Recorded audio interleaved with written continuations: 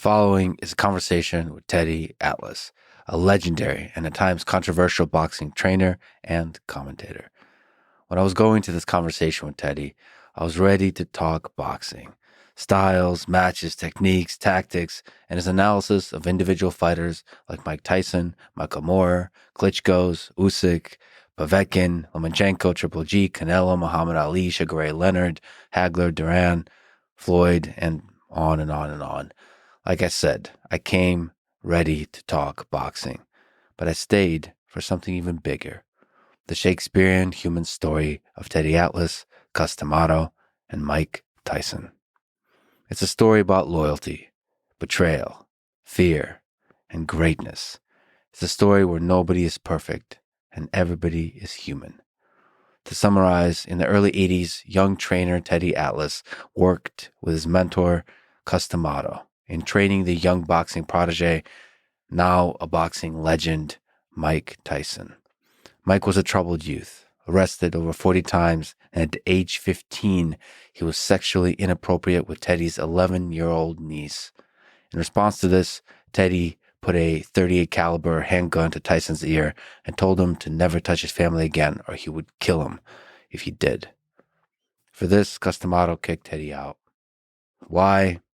Well, that's complicated.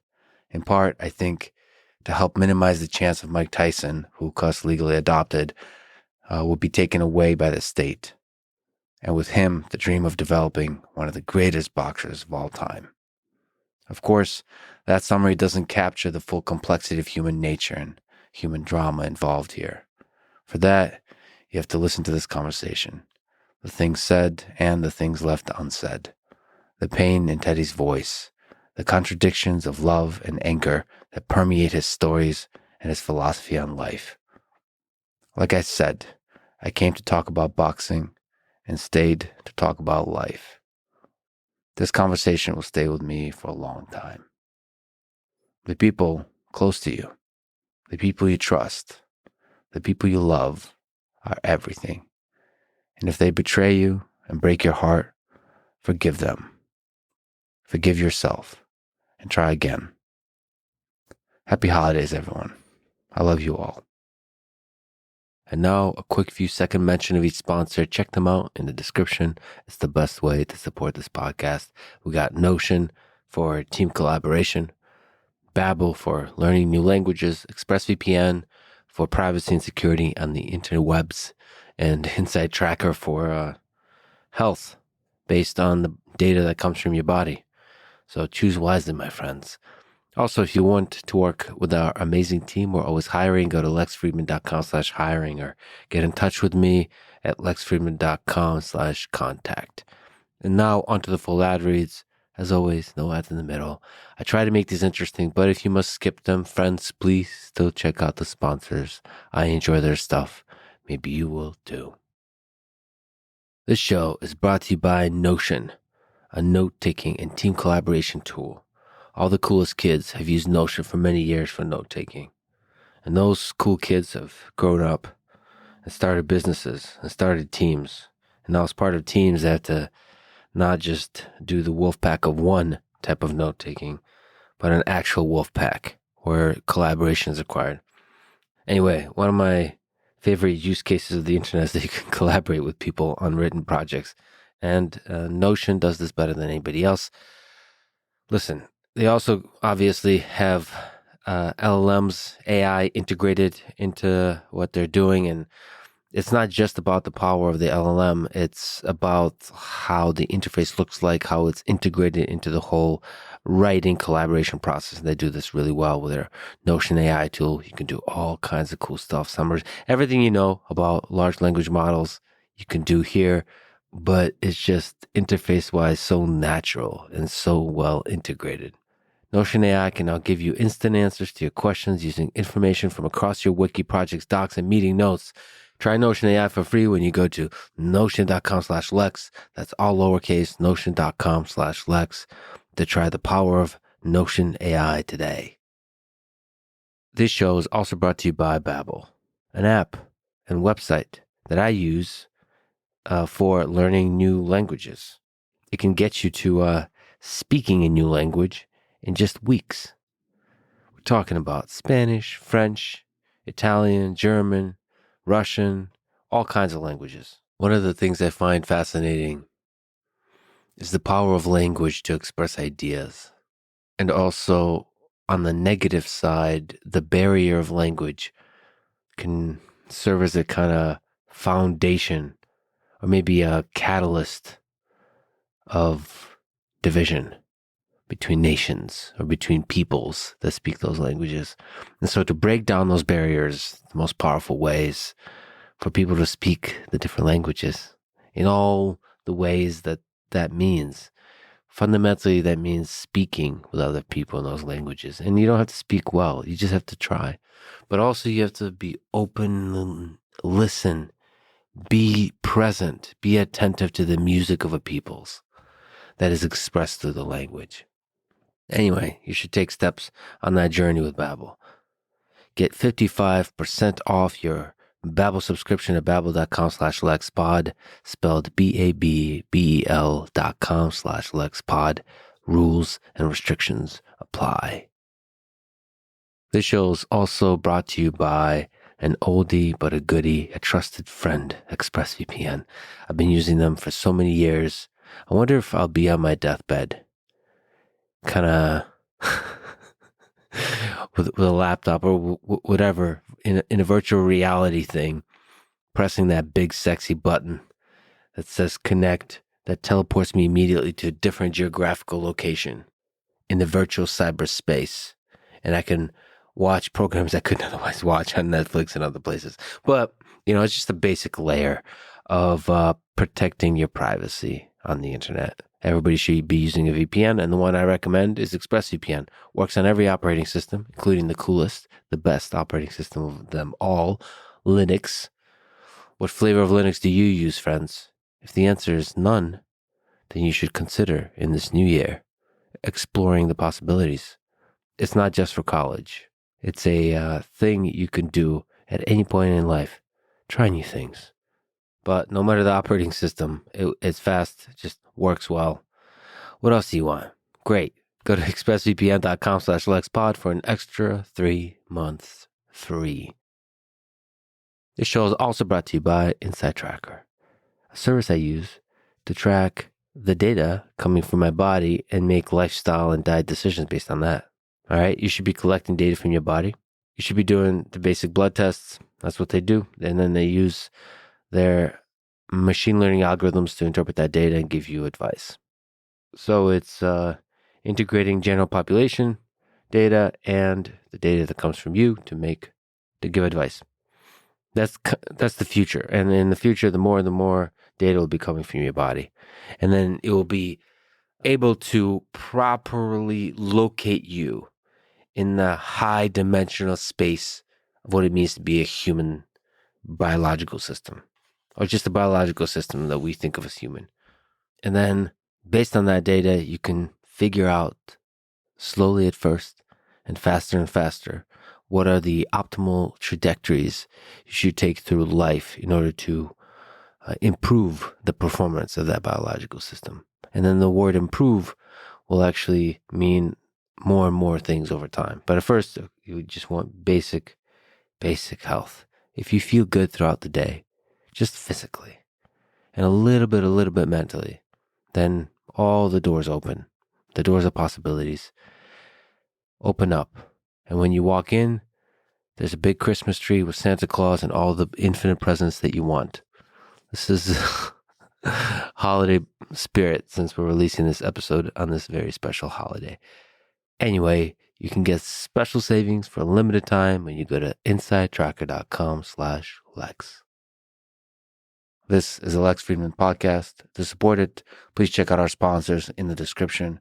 And now, dear friends, here's Teddy Atlas.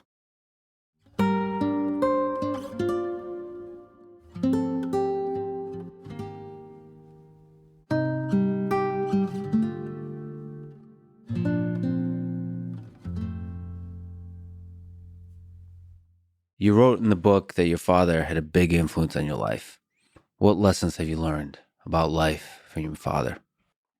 When you ask that question, I remember Cus D'Amato when I was with him up in Catskill for all those years. He used to say to me, Teddy, you learn through osmosis. I believe there's truth to that if I know what osmosis is. And but it sounds good. Yeah, But I learned through osmosis with my father. He wasn't a big talker. He was, he was a doer. And I, when you're around someone who lives a certain kind of life and does certain things, it penetrates. he was a doctor. He was. I'm going to sound like an idiot right now because I'm being a son, but he was the greatest diagnostic doctor. Yeah, I mean, if I say I ever knew, what's that mean? yeah, You know what I mean? Are you a doctor? You know what I mean? Like, what does that mean? But other people have told me this, yeah. like just legendary stories. He would do house calls and he'd help people, and like you said, a lot of people have spoken about the impact he's had on their life. He built 2 hospitals, and he built a hospital before the Verrazano Bridge in New York, connecting Brooklyn to Staten Island, and he built it so people could get proper hospital care that couldn't afford it. Period. And everybody looked at him as eccentric. Yeah, nice. That's a good word. Yeah, because he would literally sneak patients, not sneak them in. He was Dr. Atlas. He could do what he wanted to a certain extent, but he would bring patients in without administering, putting them through Yeah. administration. So there was no charge because they didn't have anything. They were street people. Yeah. They were. I remember being my only way to be with my father was to go on house calls. Yeah. Or to go to the office. There's no, and so I went on house calls with him.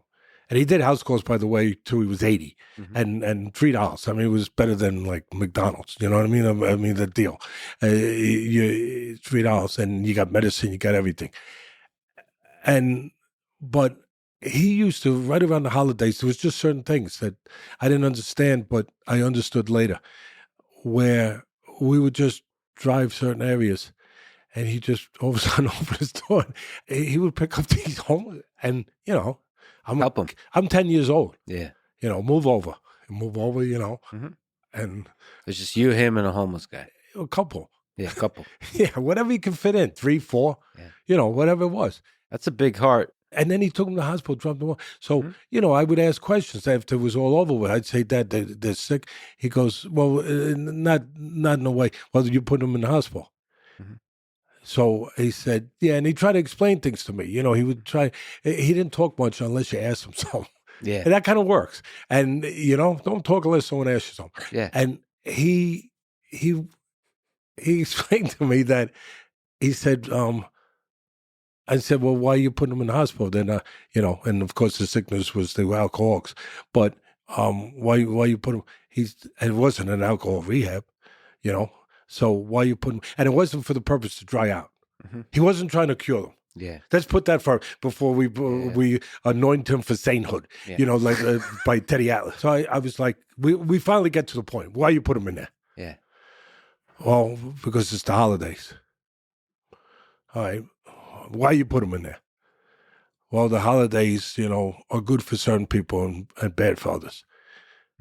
And it was always before the holidays. It was before Christmas, before whatever, and New Year's, whatever. And so I said, why? And he said, because they remind certain people, of what they don't have.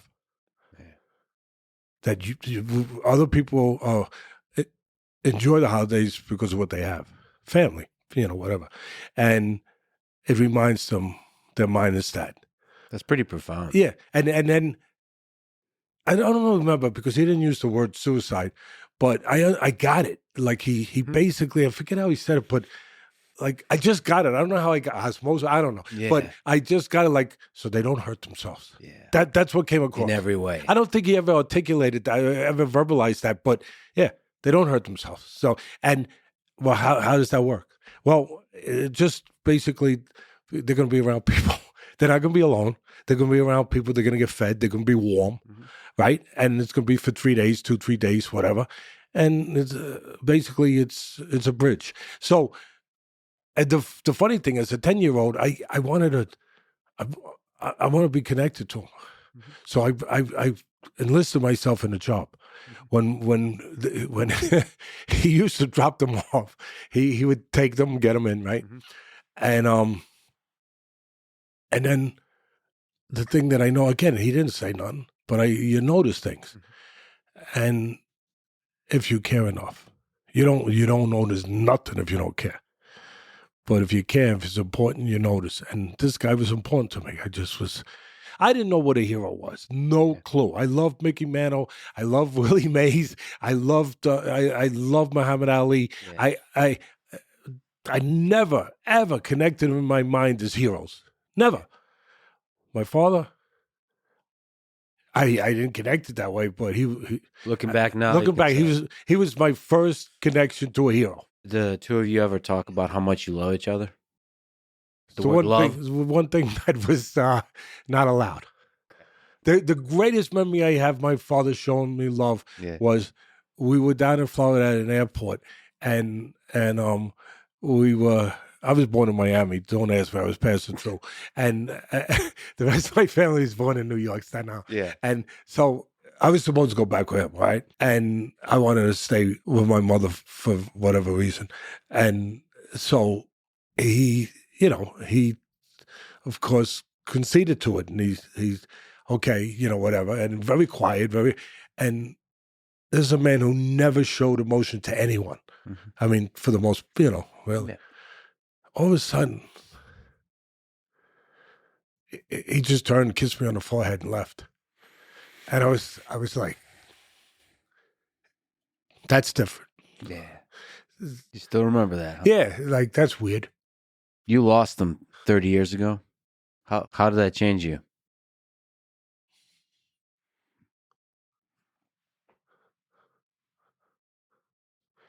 It made me realize that some of the deals I used to make with God weren't realistic. When I was a kid, I used to make deals with God. Let me die before my father.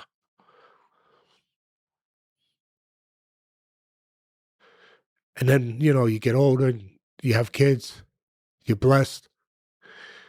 Why did you make that deal? You know what I mean? Like, thank you for not taking me up on Yeah. it. Yeah. Thanks. Yeah. Yeah. You miss them? I miss him in moments when I'd like to know what to do. And, I remember when I would drive with him on the house calls, he didn't listen to music. He was a guy, he read books when he got older, he read books till blood vessels broke in his eyes. He only read nonfiction books, science. He loved science, wars, generals. I mean, I cheated on a couple book reports because of him, because I didn't do the reading of the book the night before. I had a freaking book report to put in. Dad, I got a book report to do on the War of Stalingrad. Yeah. Really, the War of Stalingrad. Yeah. And who the freak could tell you where you get an A? I got an A. Yeah. I just wrote what he told me. He told me generals, he told me times, he told me strategy, he told me about the winter that came and destroyed the Germans. Yeah. And the Soviets were tougher You got an A. and the Soviets were tougher than the Germans, and the Germans picked on the wrong opponent. Yeah. I was already in the boxing business. Yeah. I didn't even know it. Yeah. I didn't even know it. Yeah. Matchmaking, very important. Yeah. They mismatched. They made a mistake with the picking the opponent. And so when we would be driving in the car, my father would be in a trance. And Dad, he wasn't ignoring me at all. He was just with his thoughts. He was wherever. He wasn't even hearing the radio no more. I always wondered where he was. I did. So I asked him one day. Yeah. And so we're driving. I said, I want to know. So I said, Dad, what do you think when you're basically in this place? That I know you're somewhere. Yeah. Where are you? What are you seeing? I actually said, what do you see? And he said to me, I see what could be. I see what could be. And I'm like, oh, all right. I got to ask you, when did you discover boxing? When did you first fall in love with boxing? When it saved me. How did it save you? I was a stupid, violent kid that was angry, not exactly know why I was angry. I'd fit in real good in today's society because there's a lot of angry kids out there that I don't think they know why they're angry. I was just out there getting in fights, and I got this stupid thing from that. Can you tell the story of how you got that? I was just running around doing stupid things, bad things. I hurt people, some people physically, but I hurt my family. You know, that's BS. You only hurt yourself.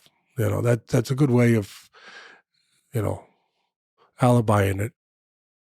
You know, but if at some point the truth usually finds its way. I'd like it to look like I was just hurting myself, but it wasn't, obviously. So I was just out on the streets with kids that didn't grow up in the neighborhood I grew up. I grew up in a neighborhood where father was a doctor. And I walked down the street. The funny thing was down the hill was a very tough neighborhood called Stapleton. And most of the people down there on the corners wished they could get up the hill. And I wished I could get down the hill. So I went down the hill. And I hung out with all these friends that became lifelong friends. And I gravitated to that because I figured out later a little bit, but you know, I wanted family. We were a disjointed family. We were, you know, my father was a doctor. He didn't have time for nothing but being a doctor. You know, I think when you're great at something, you sacrifice something too. You know, when you're really great at something, so great that maybe God made you great, and you're too great for your own good. And I don't know, it took me to these stupid, dangerous places. Yeah. Dangerous for me, but dangerous for other people too. Because I got to the point where I was doing robberies on the street. I was fighting everybody, and you know what the most dangerous part about it was? And I came to this realization on my own, all by myself. I figured out I was really as dangerous. You know, these kids from the project, some of them they got nothing. First of all, I learned you don't have to be poor to be poor. You don't have to be deprived of certain things to be deprived. Or because you, at least to think you're deprived. And I was poor in a way that I didn't have the only thing I wanted to have, him. Yeah. So here I am where I'm out there doing these things, and what made me I was more dangerous than some of these psychopaths. Well, I was a psychopath too, I guess, the way I was behaving. But some of these psychopaths that really had nothing, you know, really would, you know, they obviously would kill you. I was dangerous almost in the same way, but for a different reason. I know it's ridiculous what I'm about to tell you, but I figured it out because I felt it. I thought I was on a righteous path. I thought I had a right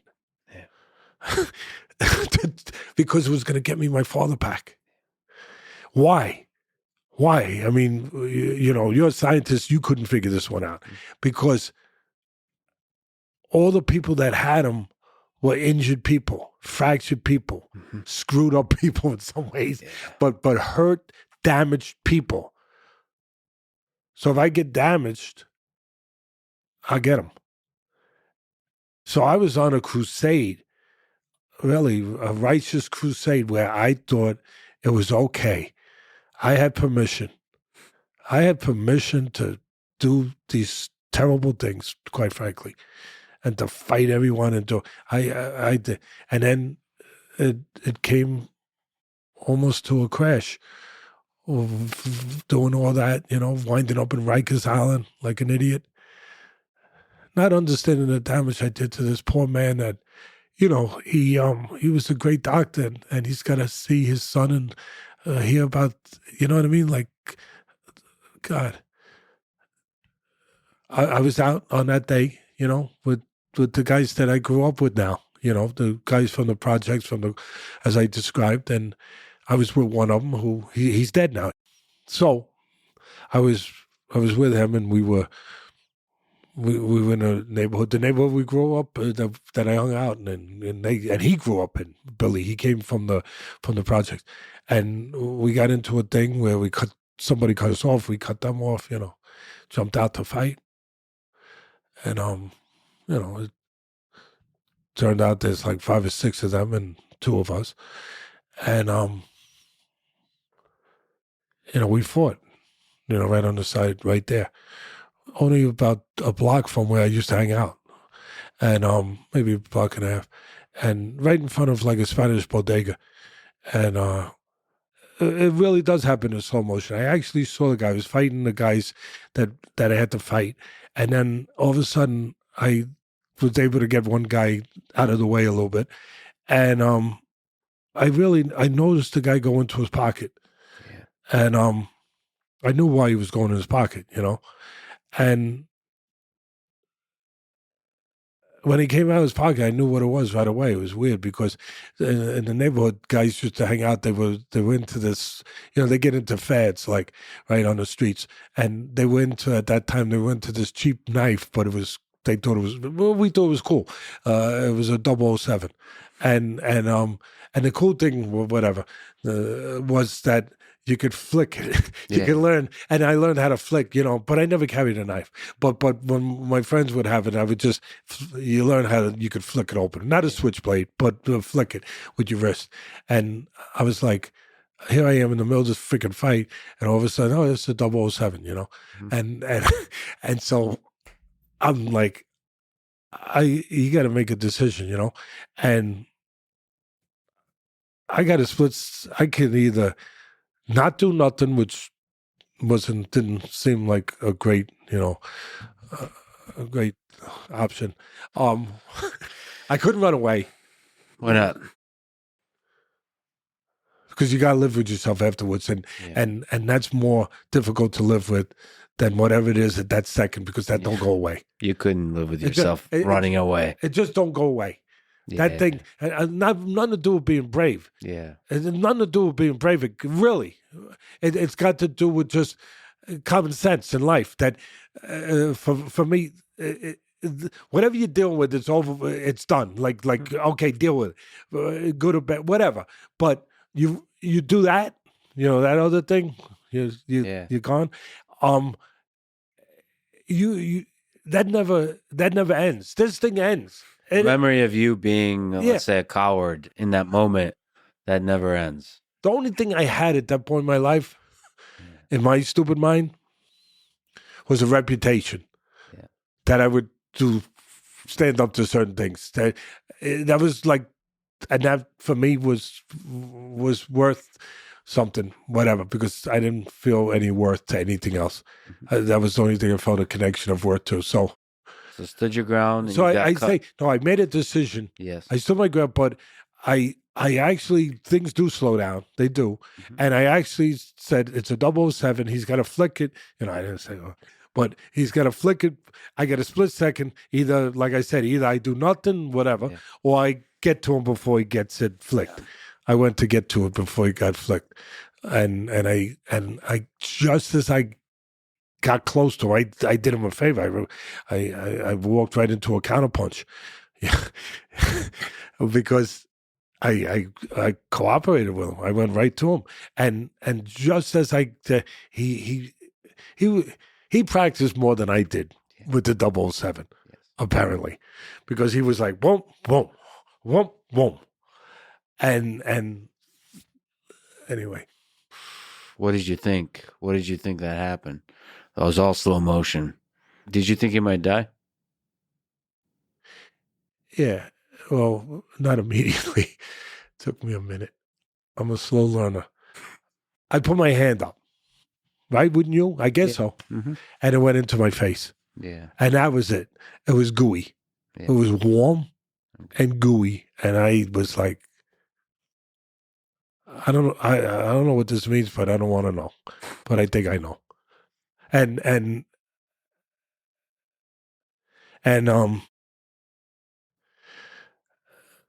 you think about your dad in that moment? No, what I thought about him was you don't know who anyone is until they test it. And I learned that. Cus used to tell me, but I learned it. He used to say, I remember one time Cus, I was a 17, 18-year-old kid up there and, thought I was whatever I thought I was. And he said, you got a lot of friends? And I said, yeah. Because, I was on the street hanging out with 100 kids at night sometimes on the street corner. So I was like, I don't know too many people that hung out with 100 kids on the street, on the corner on a Friday, Saturday night. And I was like, yeah, I got a lot of friends. He goes, really? Yeah, really. He said, how about if I told you you might not have any? Most likely you don't have any. And he goes, and then he just started this thing. He said, everyone's going to be tested. You, me, everyone. Because you don't know about nobody till they're tested. He goes, you know nothing. He goes, you know nothing until you know. Until something happens to test if they were really a friend. And then he told me this story about a guy. A guy came to him and he was upset. What are you upset about? He goes, I'm upset because I just lost a friend. After 20 years of friendship, we're not friends no more. So Cus looks at him and goes, let me ask you a question. What made you think you were ever friends with him? Mm-hmm. Now the guy gets insulted. He goes, did you hear me? He goes, I just told you, 20 years I've been friends with this guy. Why would you say that to me? Mm-hmm. He said, well, I'll say it again. What makes you think he was your friend? Mm-hmm. He goes, whatever happened in the 20 years other than chasing girls, because figured that one out fast, chasing girls and drinking together, and whatever else you're doing out on the street, whatever gave you the inclination that he was a friend? Yeah. He goes, when did he risk himself to be your friend? Yeah. When was it dangerous to be your friend? When was the friendship tested? When was it uncomfortable to be your friend? Yeah. And you know what the guy said? You can figure it out. You're a scientist. He said, today. Yeah. And today came for me. And today kept coming for me. Today. Yeah. And that day, my friend Billy, it turned out, I was fighting these, 5, 6 guys. And where was Billy? He was on the roof. He was on the roof. He was my best friend. And so anyway, they take me to the hospital. And here's the thing with my father. But one thing Billy did do for me when he got off the roof, thank God, he did. He dragged me into this bodega, laid me on the floor, and started putting towels. Right? And the towels, I vaguely remember this. They filled up with blood. Yeah. I mean, completely like drenched, like you put them under a shower. And I heard the bodega owner screaming, like, whatever. And everyone's screaming and there's chaos. And I'm like, I don't know, I'm calm. Weird. I'm like real calm. And I'm just in this place. Everything's calm. And all of a sudden I hear Billy, he's screaming, call the ambulance, call the ambulance, and nobody's doing none. Everyone's frozen. Mm-hmm. I'm starting to understand already. People get frozen in situations. People, the fear. It just paralyzes people. And I was going into a fear business. I was learning. I was getting a learning, early PhD. And he, fear. Yeah. And all of a sudden, genius, Billy, genius, really. Street kid. Yeah. He jumps up on a freaking counter, jumps over the counter, grabs the phone, calls 911, says a cop's been shot. Yeah. And forget about it. Yeah. It was crazy. All I remember after that, I'll tell you a couple things I remember. Lights, being put onto a stretcher, bounced around, rushed. I felt everyone's anxiety. except mine. I had none. But I felt everyone's anxiety, everyone's fear. Like it was all around me. It was like, wow, this is interesting. This is kind of interesting. I know that's stupid, but like, well, this is interesting. You really have an eye for fear. That's fascinating. You're Then really studying it. well, I had no choice. I got introduced in a crash course, and they put me in an ambulance. And this is what I remember. To your point, I'm sorry it took so long to get to it. I am, although I'll probably do it again before this conversation's over. But It's all about the journey. yeah, we'll get there. We'll get there, pops. So I hear the cops say we might lose him. And I'm like laughing to myself. I'm not laughing because I'm not John Wayne. John Wayne would have laughed. But I'm like, hey, lose. You guys are stupid. I didn't say that. But I'm like, lose me. My father's the greatest doctor in the freaking world. Yeah. There's nothing to worry about. You people are all uptight and whacked out here with fear, and there's nothing to worry about. Dr. Atlas is my father. So anyway, so they're taking me and they said, we don't have time. I hear a couple of things I remember. Don't have time. Take them and they take me to U.S. Public Health Hospital. Marine Hospital was called at the time, but U.S. Public Health. And it's in Stapleton, so it's close. Thank God. So they're taking me in. I hear them on the radio, we're saying this stuff about we gotta move. And I start talking. And they're telling me don't talk. But I like to talk a lot, Mm-hmm. And again, fear. There's no fear when the fear's been removed. It's the only time you're really free in life. And I know that sounds absurd, but really, it is. It's the only time you're really free in life. Yeah. When you're close to death, when you're devoid of things that normally hold you back, that normally influence you in ways that are not of the influence that always positive influence. Where you're in a pure place, where you're in a purely free place from all inhibitions, from fear, from anxiety, from joy. Joy can screw you up, and you're free from all these things. And I'm in this place, just in the back of an ambulance. You're free. I'm like, I said, just get me Dr. Atlas, and they say we don't have time. No. You don't. You have to get Dr. Atlas.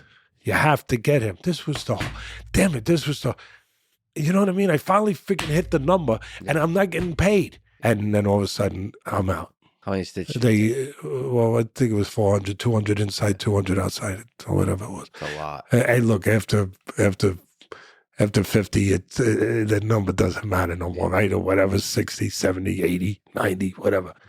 So I was fortunate. And of course, I was fortunate. They told me afterwards that missed my jugular literally by like a centimeter. I mean, whatever. And so then we wouldn't be having this conversation, obviously.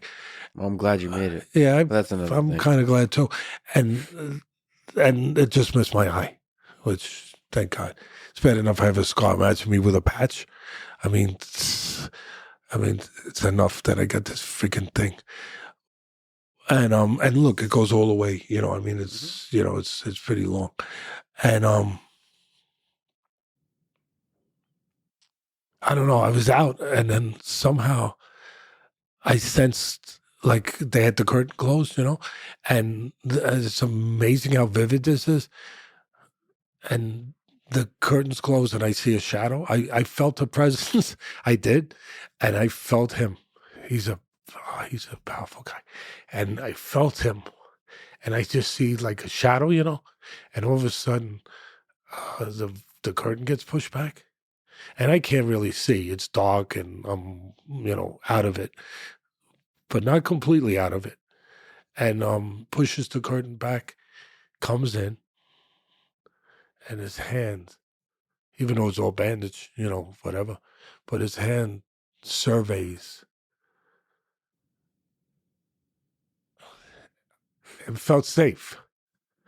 and it felt warm and safe. I was happy, and he got there. Did he say something? Yeah, yeah. Remember, I gave you a little bit of introduction to my father, right? You know Yeah. him now a little Yeah. bit, right? Yeah. What do you say about the job? He just said, this is what he said. I remember to this day what he said. Yeah. That I do remember. I don't know if it was 6 or 5 people, but this I do remember. Yeah. He said they did a good job. You're going to have a scar the rest of your life. And he left. Oh man. They did a good job. You mentioned Cus D'Amato, legendary trainer, and you also mentioned it turned out he really cared about you. In the book you write about a testimony he gave. I was hoping I could read it because it speaks to your character, it speaks to his. It's just powerful. The testimony goes, Your Honor, I realize you might not know much about me, but I've spent my whole life developing young men. As a boxing manager, I trained 2 world champions, heavyweight champion Floyd Patterson and light heavyweight champion Jose Torres. I've also helped a lot of other young boys straighten out their lives and build character. I know things about Teddy Atlas this court doesn't know, things you won't find on his arrest record. This boy has character. He has loyalty. He'll hurt himself before he'll let down a friend. These qualities are rare, and they shouldn't be lost. He's made mistakes. We've all made mistakes. But I've come to know this boy, and if we lose him, we'll be losing someone who could help a lot of people. Please don't take this young boy's future away. He could be someone special. Let's not lose him. Please. Those are powerful words from a powerful man. What have you learned about life from Mr. Cus D'Amato?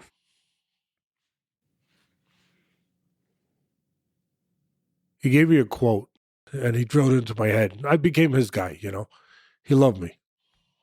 I loved him. He said to me, Teddy, no matter what a man says, it's what he does in the end that he intended to do all along.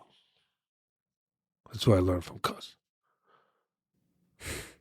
The rest of it is BS. And a lot of people say things. You just have to give them a minute to let them show you eventually what they really meant by it. I also learned from him that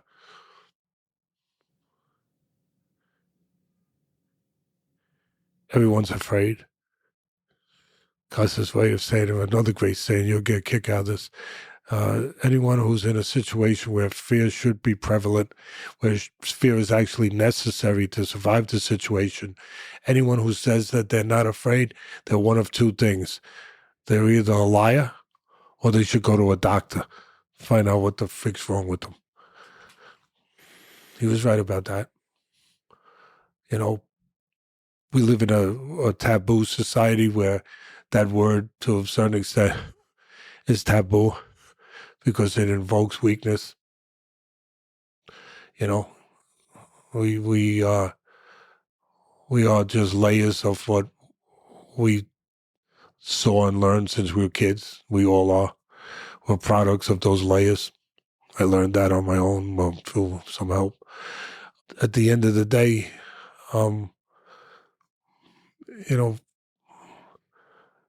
fear, people will find their way of avoiding that term.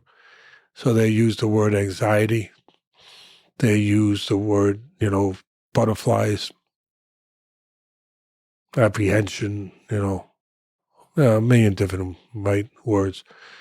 I find all those other words to be cousins of fear. And fear causes a lot of things in life. It causes a lot of problems. And it also solves a lot of problems. Without it, we couldn't be great. If we are great, if we ever have a chance to be great, or at least to aspire to be great. How does fear connect to greatness? That's a profound statement. Without fear, we wouldn't be able to be great. Yeah, you couldn't be great without fear because fear allows you to be brave. The most important word for me in this whole, conversation, right, neighborhood, would be selfishness. It allows you to be, for a moment, less selfish. One of the things I learned, I guess, partly on my own, everyone thinks my greatest teacher was Cus. He was a great teacher, but mentor. My greatest teacher was my father, the one who never talked. And I realized one of the things to be better towards great is if you can submit less than we submit. See, one of the things that I'm afraid of, one of the things I was always quitting. In my business, it's kind of not a good thing. Mm-hmm. Every business, I think. Yours is just more clear. Yeah, it hurts more. And True. In the moment, at least. Yeah, in the moment. You're right, 100%, because some things hurt for a long time afterwards. And something like regret. Regret is the worst thing in the world because it's a solitary sentence. And man, oh man. That's a powerful phrase. Regret is a solitary sentence. So oh boy. You're full of good lines. It wasn't easy to accumulate them. Yeah. It was a little bit hurtful. But so submit less, because we submit every day. And if we can get to a place where we submit or compromise ourselves less, we'll get to a better place. Again, one of the words for me that attaches to things that wind up hurting you in life and have hurt me in life. One of those boogeymen words is the word of convenience. That's attached to everything. People disappoint you not because they want to disappoint you or let you down or betray you because they want to betray you. They do it because it's more convenient to do than the other thing. An old man once told me, he said to me, I was trying to rationalize something. I was trying to make an excuse for something. I was trying to make myself better than I was. I was trying to say it was okay. And he just looked at me, and he liked me. And he said, Teddy, there ain't no such thing as being a little pregnant. I was like, yeah. He goes, either you're pregnant or you're not pregnant. Either you're real or you're not real. Either you're, truthful or you're not truthful. Either you're tough or you're not tough. Either you're committed or you're not committed. Either you're in or you're out. That applies to a lot of things. Yeah. Including loyalty. That's quite a statement. But the lifeblood of humanity for me is loyalty. It's what goes through the veins of, everything has to have some veins in some form. And if humanity has veins, what runs through the veins of humanity instead of blood to keep it alive is loyalty. Without loyalty, we're dead. We're freaking we're vessels. I never understood what a ghost ship was. You know what? As I got older, I know what a ghost ship is. It's people. It's people that are empty. They got no loyalty. Therefore, they got no humanity. Therefore, they got nothing. Therefore, freak them. Because, and you know why they don't have loyalty? Convenience. And you know why? Because it's hard to be loyal. It's actually hard. I'll be a son of a gun. Yeah, you tell me, yeah, it sounds great. Give it to me. Paint me with it. Yeah, it's great. Yeah, I'm loyal. I'm great. This is good. I'm ready. I'm on that team. I'm ready. Put me in, coach. Yeah. I'm ready. Okay. Now you have to, you're going to have to get hurt here. What do you mean get hurt? Oh, well, it's going to be painful. I mean, to be loyal, you're going to be in danger because the person that you committed your loyalty to for a reason, because obviously he did something in your life, whatever. Um, you're actually going to get hurt to be loyal to him. You're actually going to, hold on a minute. Wait, hold on a minute, coach. Hold on. Call time out here. Let me think about this, coach. I might need more practice. I'm not ready for the game. I'm not ready to go in the game yet. Give me a little more practice, coach. And it hurts to be loyal. It freaking hurts. But without loyalty, we're ghost ships. We got no strength. We got nothing. Yeah. We got nothing. We got nothing. I agree with you in a deep fundamental sense, but there's pain that comes with that. I have to ask you to introspect on this part of your life because of your value for loyalty. As people know, you and Cus D'Amato trained young Mike Tyson, and the interaction there between the three of you led to the three of you parting ways. Given your value for loyalty, can you tell the full story of what led up to this, and maybe the pain you felt from that?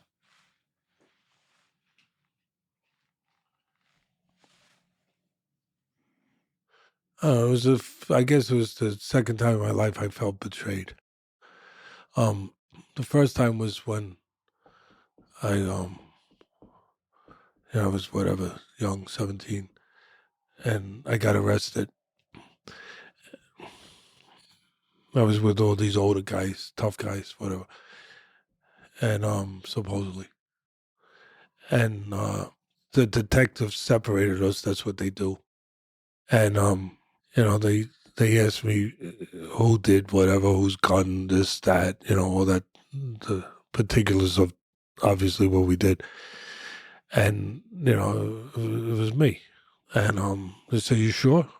You don't want to change that? You want to," because your friends changed it. And these cops, they were nasty, but they were cops. They were the way, you're going to wind up in Rikers and they're going to be doing this to you. Yeah. And I won't even say the things because then why say them, figure it out. But, they're trying to get what they're trying to get. And, you want to change it? And no. But I felt very betrayed, Yeah.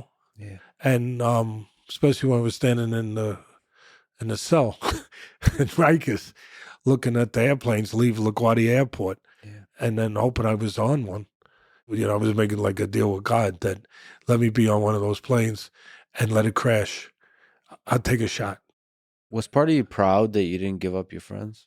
No, because I didn't understand what proud was. I didn't understand nothing. I just understood that Rules are rules. You're just loyal, and that's it.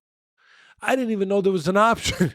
I didn't think there. I know the cops said you could do this, but there was no option.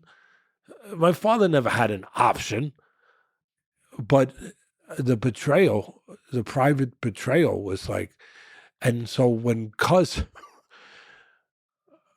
we were partners, me and Cus. Yeah. Cus was retired. This stupid kid goes up there, and all of a sudden I start training fighters. First, I won the gloves. Cus put me in the gloves. I won the gloves. That I had an injury, whatever.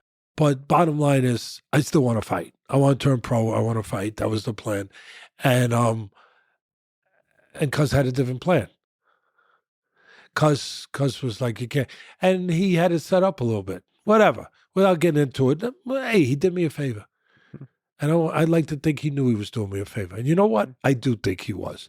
He was doing himself a little bit one too. But he was doing it for the greater cause because he believed in this thing of boxing. He believed that it changed lives. He believed that it was worthwhile. He believed that there was a power to it beyond the left hook. The big picture of boxing. Yeah. He believed in it. Yeah, he believed that to be a champion, you had to be special. You had to be smart. You had to have character. You had that you had to be a better person, and that you couldn't make a champion if you didn't make him a better person first. And that this this could strengthen people. The sport could strengthen people in those ways. So he was married to it, and he was old, and there was no one in the gym. It was empty, and it was above a police station, which was crazy, and he needed an heir to the throne. He needed to pass it on to someone, and he saw something. And all of a sudden, he saw that my career as a boxer was less important than having me become his heir to the throne and become his trainer, his man, his guy, to continue. That we could do a lot more for him and for everyone, not just for him, but for everyone. It was more like to keep it going. Like it couldn't die. It couldn't die. And Cus was afraid that it would die with him. And he committed his whole life to it. He didn't get married because of boxing. So he saw me as the little bit of, the seed to plant for more things to grow before that plant died. And so he, all of a sudden, he says, you can't fight. And I had people tell me that I could go somewhere else and fight. Mm-hmm. And I could. Mm-hmm. But I couldn't. Right. Because I'd be disloyal. Loyalty is everything. Yeah, so I couldn't leave Cus. Yeah. And he kind of knew that. And so, I couldn't leave him. And he said, you have an ability to teach. He said, knowledge means nothing. He said, see these Britannica? He had Britannica encyclopedias, the whole set in our library. He said, you see these? Yeah, I see them. All the knowledge of the world, whatever, is in these. All right. Means nothing if you don't have somebody to convey it to people. Otherwise, it just sits on a bookshelf and looks good. He goes, you have the ability to convey knowledge to people. You're a teacher. You were born to be a teacher. You'd lessen yourself by only being a champion fighter because you'd only take care of one person. Mm-hmm. You could take care of all kinds of people. And you could do this, and you could do that, and you could do this. So we go on this venture. It took a minute because I didn't believe him at first. But finally, I'm there. I'm training fighters. And then he gets me to buy in. And I was a teacher. And I start teaching these kids. And there's no one in the gym. It's dead. And all of a sudden, there's 10 kids, 15, 20, 25, 30, 35, 40, 45. Catskill Boxing Club, which was never there. Now it's there. And I'm training fighters. I'm taking them down to South Bronx to get experience. One of his former fighters, Nelson Cuevas, down to South Bronx. I'm taking down there to get smokers, to get fights when they're ready. I'm wearing out dungarees. I'm getting holes in my dungarees. I was fashionable before it was fashionable to have holes in my dungarees. Nice. I could have made a lot of money with that. Yeah. Because I was on my knees with these little kids, 9 years old, 10 years old, 8 years old, 12, 13, 14, 15, all these kids. And I'm teaching them and I'm building a gym. And Cus only came once a week because he was semi-retired, and he's home. And when he would come once a week, he knew he couldn't give me money, but he gave me more than money. He gave me praise. Mm-hmm. Oh. And he said, look what Atlas is doing. He's creating champions. And I was like, whoa, yeah. Wow, I'm doing good. Yeah. And then all of a sudden, after 4 years of that, because I was up there 8 years. After about 3.5, 4 years of that, we get a phone call that they got this kid in prison, in Tryon Prison, from one of the guys that knew Cus, Matt Baransky, and there's a correctional officer named Bobby Stewart who used to box, and Cus had helped him out a little bit, and they knew we had this gym now that was really starting to become something because we were winning tournaments and everything else. They go over, we got this kid, Mike Tyson. He's 12 years old. He's 190 pounds. He's a mess. But Bobby Stewart got involved with him, the former fighter, and he's taken a liking to it. And now where he didn't behave at all and he didn't listen to anyone, now he's listening. Because Bobby's got a carrot, and the carrot is he'll teach him boxing, and now he's at the point now where we want you to take a look, you and Teddy. All right, bring him down. What did you think when you first saw Mike Tyson? Well, I want to see his birth certificate because he 190 pounds, 12 years old, and all solid. Yeah. Really, but yeah. Just physically, just as a physical Yeah, specimen, and big guy. yeah, and listen, Cuz was right. I was a teacher. He was right, and he was testing me even that day. Mhm. He said, "What do you think?" So I said, "Well, we ain't gonna know nothing in the bag. Who the frick cares about that? He knocked the bag down. We got to put him in with. We got no one to put him in that weight. I didn't have anyone that weight. We got to test them. Everyone's got to be tested, and so you got to put them in responsibly. But let's put him in just responsible. But let's put him in with Bobby Stewart, former pro fighter, had 14 pro fights, smaller than Tyson. He was when he was fighting, he was 175, but still, he's 28 years old. Tyson's 12. Come on, and he'll work with him, Mhm. right? So we do. We put him on. Tyson, he recognized the moment. He understood this was an audition. This was a chance. You know, this was that TV show, Change Your Life. And he understood that if he passed the audition, he could possibly change his life. He wasn't sure what. How could he be sure what exactly? But it was better than what he had. And so he was on audition. So he innately understood what we would want to see: Mhm. ferociousness, toughness, character, desire, and of course, ability. Mhm. Well, we saw the ability, power, speed, but it was unbridled. It was untaught. It was raw. He didn't know really much at all, at all. But we saw that. But he wanted to show more. He knew that wasn't enough. Again, innate intelligence. He he had to show desire. He had to show toughness. And so I was being responsible. After 2 rounds, that's enough. Normally, I don't put a guy into boxing until maybe 4 months, 5 months, 6 months, 8 months, 10 months. It depends what it takes to learn on the floor before it's responsible to put him in the ring to actually take on incoming real live shells instead of blanks. Yeah.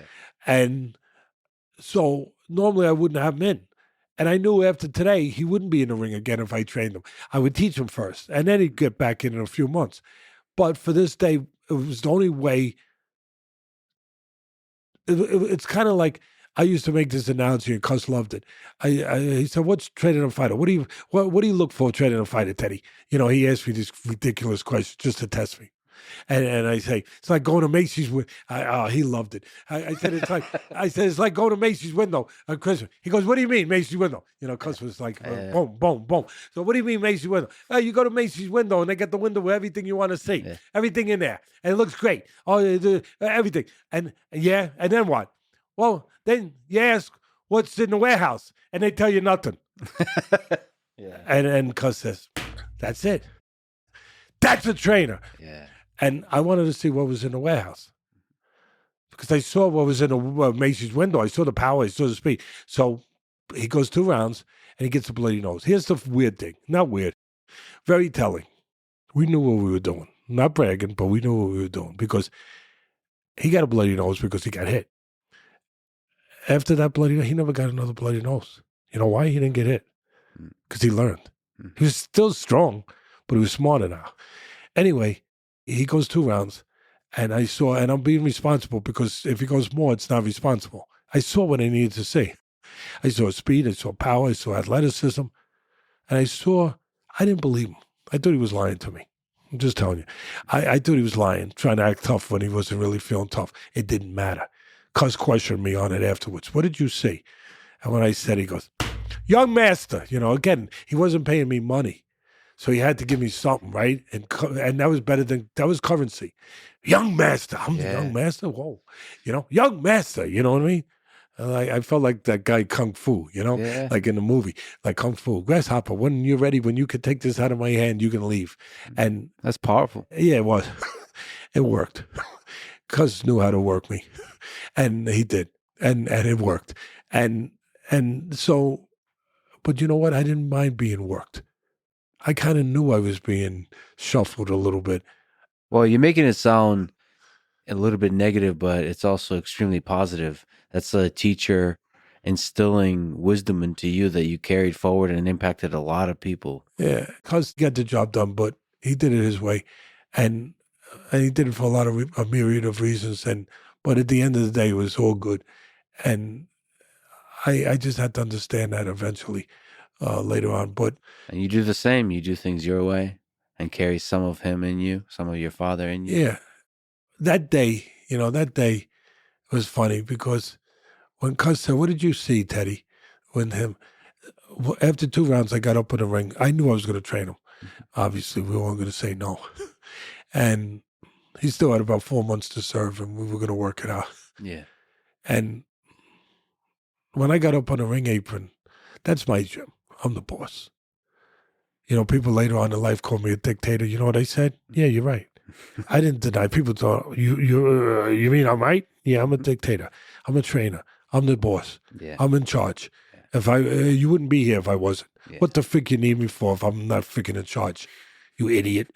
Yeah, damn right. Well, what do you think? It's a shared responsibility? No, it's my responsibility. Mm-hmm. That's why you're here. Yeah, I am in charge. Mm. And you shouldn't be here if you don't understand that. So I get up there and I know that I'm going to be training him. I got to show him who the boss is. Mm-hmm. I'm being really frank about this. So I get up there and say, "That's it, out." Yeah. No. This is Tyson. Yeah. No, let me go. I want to do another round. I said, "Out." Did you hear what I said? Mm-hmm. Because I knew that, he was going to test me. He was testing me. I said, "Get out." Mm-hmm. He got out. But were you impressed with the fact that you want to keep going or not? Yes, and I recognized what it really was. So Cus asked me, "What was that?" Mm-hmm. Cus wanted to know what the young master saw. So Cus said, "What was that?" Mm-hmm. I said, it was an act. He goes, "You saw that? Did he really want to go?" I said, "No." I said, "He didn't really want to go, but he knew that we want him to go, and he made himself ready to go in order to satisfy it, and that's just as good." And Cus said, "Damn right, it's just as good. All that matters was not how he got there, but that he got there. Yeah. That's all that matters. That he got there. That he got to the place to act like a fighter, to do what we want him to do, to be ready to persevere, to go beyond the comfort level, to do another round." Mm-hmm. He didn't want to. Damn right he didn't want to. But he knew we want him to. And he knew in order to pass the test, he had to do it. Mm-hmm. And he said, "You're right." He goes, "Now it's going to be your job to teach him, to make him a fighter that don't get bloody noses, that don't get hit, and will get to that place without being coerced to get there, to get to that place on his own, instead of using the things that he had to use to get to that place today. Those things are not going to be available one day when you," and listen to this, you talk about a man being prophetic, because it was pretty good.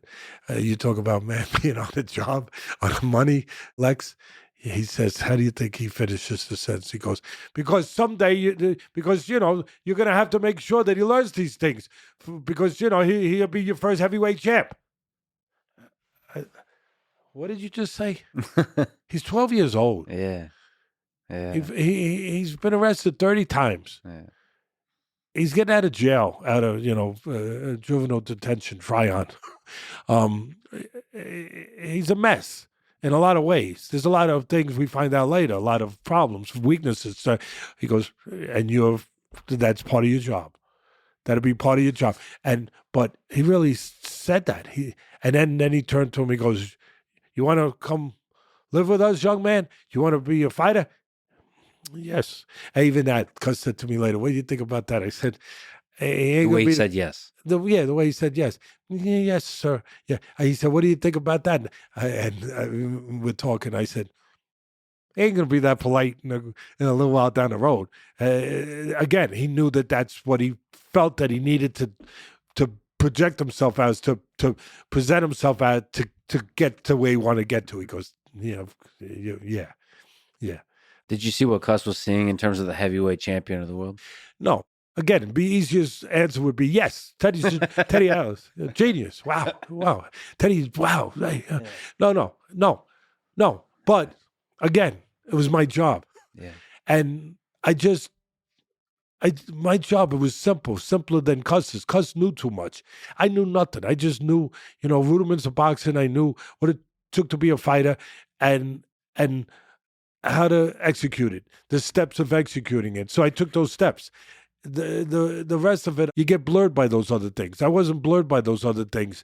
It was just get them in the gym, make them mentally stronger, make them face things, and teach them how to slip punches, and create holes and fill those freaking holes Yeah. with devastating punches. This is a cuss. And what are you gonna do? I'm gonna teach them to fill holes and fill them with punches with bad intentions. Yeah. And that became the moniker. Yeah. And then Tyson would say that I'm throwing punches with bad intentions. Mm-hmm. Yes, you are. And how do you make it mentally tougher? So that part of the job, you said the don't get a bloody nose, but the part of the job where it makes it mentally tougher. How do you do that? Most important part of the job, to make him face things. Yeah. Make him face where he's lying to himself, where he's submitting. What if we start this conversation with submission? Yeah. Submit less. Yeah. Submit less. Submit less every day. Submit less. Cuz only come to the gym once in a while. And if I had him sparring, he would come because that was his project. That was the heavyweight. Mm-hmm. Now he came. Put life in Cus. Mm-hmm. Cus had life. He was losing a little life, but that made the light bulb bright again. It did. And it was great to see. I felt proud of that. I felt connected to that. And that's why when it all went bad and Cus took the side that the only side he could take, the side of the next heavyweight champ of the world. But he left me, his partner, the young master. And it was the second time I get betrayed. And I'm like, for a while I thought everything Cus said to me was a lie. I didn't want to be any part of it anymore. Until I got a little more mature and I got a little past that, where I was able to understand. I was able to understand that just because somebody that you perceived as great in every area is you find to be weak in certain areas doesn't mean that they can't still be what they were to you. It's something that can be understood or forgiven. It's hard. It's hard to get to that place to forgive somebody in that kind of way that I felt betrayed, because Cus told me the most important thing was loyalty. Cus told me he loved me because I was loyal. Cus told people that the reason that he went to court was because I didn't give up anybody, even though it meant putting me in the risk of going to jail for 10 years. And Cus felt that he admired those traits. And so I assumed that he would show the same traits. And he took a deal. He took a deal. He signed the papers that those so-called feds of mine signed. He took a deal to to have the future heavyweight champ, as it turned out, and to let me, go, to sign the deal to let me take the weight. For people who don't know, Mike was inappropriate with a young girl and you pulled a gun on him. I don't know if there's deeper things to say about that situation. No. But why do you think Cus made the decision to cut you off from both Mike Tyson and from Cus D'Amato? Like, to break that when he valued loyalty so much? I served my purpose. I got him to the way he needed to get. Brought life back in the gym. If I wasn't in the gym at that particular time, Tyson never would have been in the gym. There would have been no gym to bring him to. Mm-hmm. When they called up and made that phone call to bring him to the gym, there would have been no activity. There would have been no boxing program. There would have been, no trainer training him 24/7 the way I was, where Cus wasn't capable of doing that at that point in his life. Yeah. But then again, it's not poor Teddy. I get the benefit of a career. I get the benefit of knowledge. I get the benefit of a life. I get the benefit of learning, of becoming hopefully a better person. I got the benefit of being betrayed again. But well, that's a hell of a statement right there. I don't know what the benefit of that is. You can learn to forgive weakness, you know, when you realize how easy it is to be weak. And when you realize that somebody asked me, how did you get to the point where you could forgive? Right? It's a pretty good question, pretty simple, pretty basic, pretty important, right? And I didn't understand. I understood, but I did understand immediately. For me, I said, how can I not forgive somebody?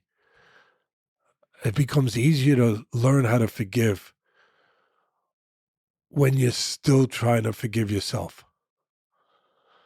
When you're still in the process of trying to forgive yourself for all your own inherent weaknesses and betrayals of people like my father in different ways that we forget very easily because it's handy and it's a way of surviving. It's a lot easier to figure it out, rationalize it, to to to to find forgiveness when you realize that you still haven't figured out completely how to forgive yourself. I'm still trying to figure that out. And so that helped me figure out how to forgive Cus. Because to figure out how to forgive me, I had to understood why I did these things, where the weaknesses came from, where the selfishness came from, where the convenience came from, that they really existed. But they didn't exist from malice. They existed from me not being prepared to understand that I could be stronger, to want to be stronger. And then I looked at Cus. He wanted to be stronger, but he got to a point in life where he had been strong for a lot of his life. Mm-hmm. He was strong with me. He was strong with a lot of things in his life.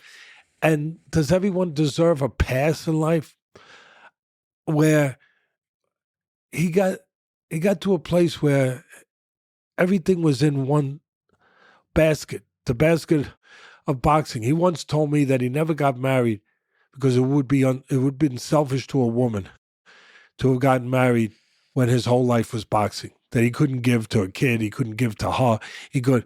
And then I thought about it. He had no money, really. And Jim Jacobs and Bill Caton took care of the bills, so he didn't really need money that way. But what was the payoff for that kind of life, that kind of commitment, that kind of sacrifice? Really, what was the payoff? The payoff was to have champions, to have a champion that would keep your name alive. You know, that word legacy, like, what does it mean? Sometimes it's just a word. Sometimes it's more than a word. It's a reprieve. It's a pension plan. It's being given a pension on your way out for the rest of your life, for your life, wherever you're going. Yeah. You're going to wherever you're going for eternity. It's the only thing that you take with you is what you left behind. And for Cus, it was all about leaving behind a mark that of champion. Yeah, it was attached to ego. We all have it. Yeah, it was attached to some selfishness and all. But yeah, it was also attached to wanting to leave something great behind. Yeah. To know that you were part of it, that you existed for a reason, that you sacrificed for a reason. And all that freaking pain I brought my father. I was searching for something. Yeah, I made it into a righteous search. I did. And I made it into, it was okay because it was righteous. And but it still did damage. It still did damage. It still hurt people. It still betrayed my father's trust. And Cus betrayed mine. But he didn't do it maliciously. He did it out of, again,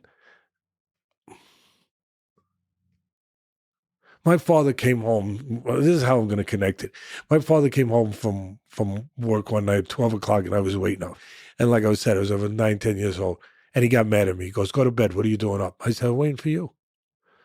Waiting for you.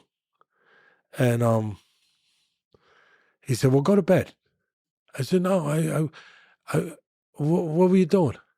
He said, I was at the hospital. You were there. Why were you there so late? You know. He answered me. He said there was a patient. There was a sick patient. I said, he must be better now because you're his doctor, you know, because my father could fix anything. And my father, nothing got in the way of the truth. Nothing. Nothing. Even blown his son's bubble. Matter of factly, he said to me, no, he's not going to get better. He's going to die.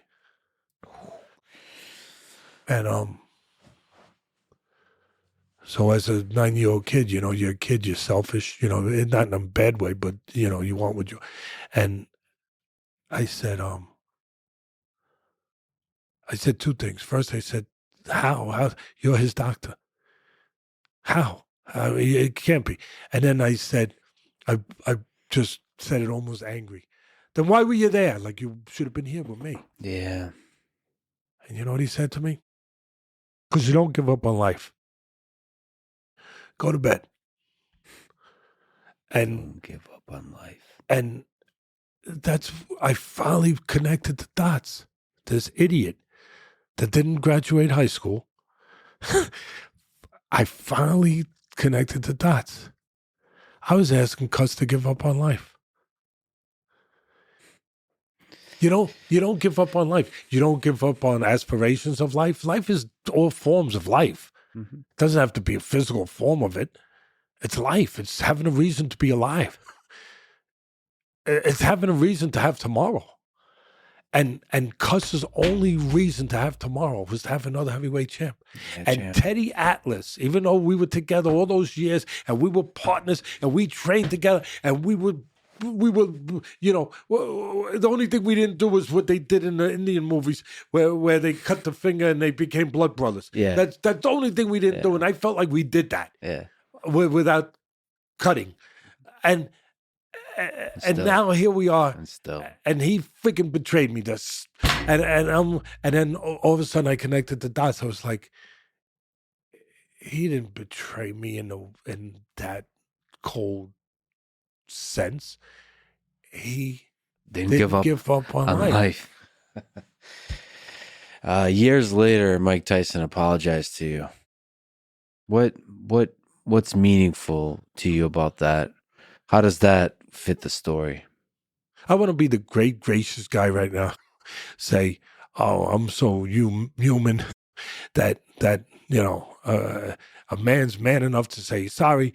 That's it. We're good. I want to be really that's the best presentation of Teddy Atlas I could put out there. He's a good guy. He forgives. He's a good guy. He's a stand-up guy, and he's a good guy. I'm not sure if he truly did it for himself, that he really did it because he felt that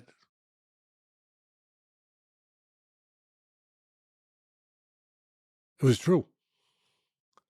But if he's persuaded by other things, he was in the middle. I know I'm taking it too deep. I know it, but what am I going to do? He was in the middle of 12 steps with the, you know, getting out of drugs, alcohol, 12 steps, which is a commemorable thing. Really, it is. And he's taking the steps. And part of the steps was to admit to apologize to all people you offended in life. Okay. But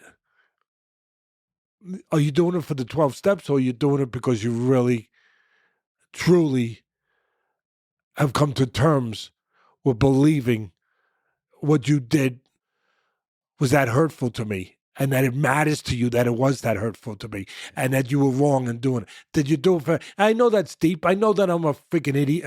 You're a Teddy. Freaking you should be better than that. He's better than you. Yeah, maybe he is better than me. Maybe he is. Really, seriously, maybe he is. And I took it. He put his hand. I took it. We hugged. He said, "I love you."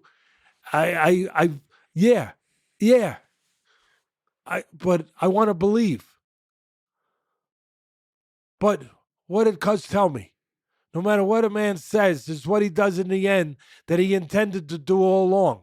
Yeah. So to this day, today, was it really genuine or was it reflexive of that moment for him to get what he needed to, for that step? Or was it truly for what I needed to really, that he really cared that what he did to me caused me to do what I did? Because I did something that was pretty damn bad to him too. Is he able to deal with that and put that where it has to be put? Is he able to put that? Or is it just he did something he had to do and maybe he's sorry he did it? I know him. Look, I appreciated that I would have rather been in a private place. Yeah, so for people who don't know, you were in the middle of commentating a fight, and he walked up from behind you, and he said he was sorry. He shook your hand, gave you a hug. I didn't know he said, "I love you." Yeah, he's emotional. I get emotional a little bit too. But he's emotional and he can be I can see why people have a fascination and a love affair with him right now. Because because he was the meteor that went across the sky that is, if they didn't see it, their parents told them about it. There was a meteor that came across the sky one day, Yeah. and the meteor is walking around in the room now, and that's the meteorite. And it actually landed here, and that's it right there. And now he's come a long way, and now he's more human, and he's lovable, and compassionate, and he cries, and I get the fascination, I get the love affair, I get it, because we're people that want to forgive, we're people that we want to be good. And part of being good is to forgive people and to show compassion to people, and so, and when somebody's been damaged, to acknowledge they've been damaged, to acknowledge that they've been damaged and you care about them being damaged. And how do you show care? Through admiration, in some ways, almost through adulation. And he's getting adulation from people, like, which is to an incredible level. And it's because it's a phenomenon. But I get it. I understand it.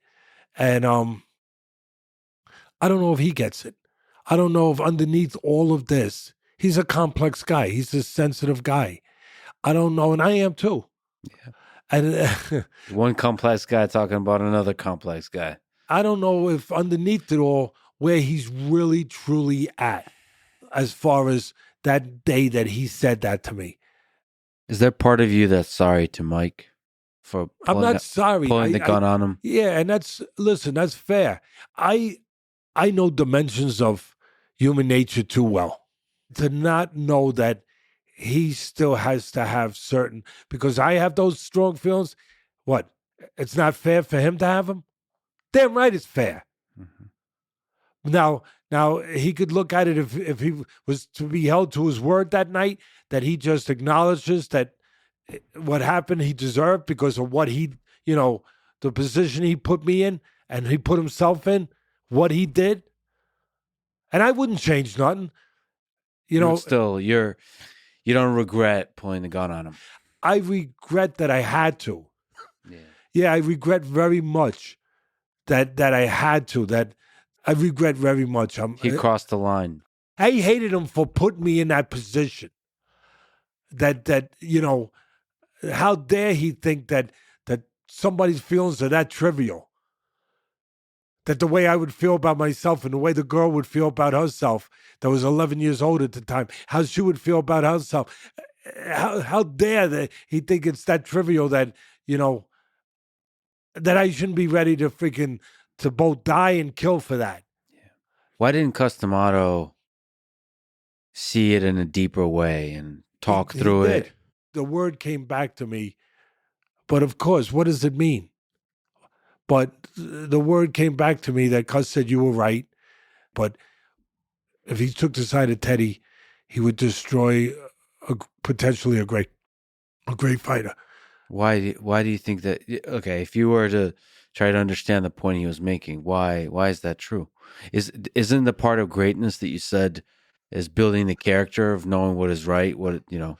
Cus was afraid to go there where he used to not be afraid, because it's kind of like you're never afraid of going up. And I get it. You know, when I train a fighter now, if I come out of retirement, I train a fighter now, I feel in camp like I'm I feel like I'm on death row every day. That if every day I try to retrace my memory and say, did I feel this way when I was younger? I don't remember feeling this way. I feel every day a dreadful feeling that if I don't get this right, I I've betrayed everything. I betrayed the fighter's trust. Mm. I betrayed what I'm supposed to be. And then one day I tried to figure it out. Why do I feel this way? It's so intense. I was in camp for 2 months training a guy for the world title few years ago, fighting the hardest puncher in the world at the time, and Adonis Stevenson. And the fighter was Ukrainian. And I was, brought in to train him for that fight. And he trusted me and changed his whole style. Trusted me. Mm-hmm. Oh my God, I went to bed every night like praying, dread, waking up, dread, my stomach down to here, every day, saying, what if I fail him? What if everything that I told him was going to happen don't happen? What if I fail him? What if he trusted me and I betrayed that trust? And the thing was, with Cus was, he used to be stronger than that. And then I tried to figure out why I got this way and why it was so dreadful to me and why I felt like I was on death row every day training a fighter. Like, did I do enough? Did I do it right? Will we accomplish will we accomplish what I promised them we would accomplish? Mm-hmm. Would I keep my word? And then I started thinking, how did I become this weak?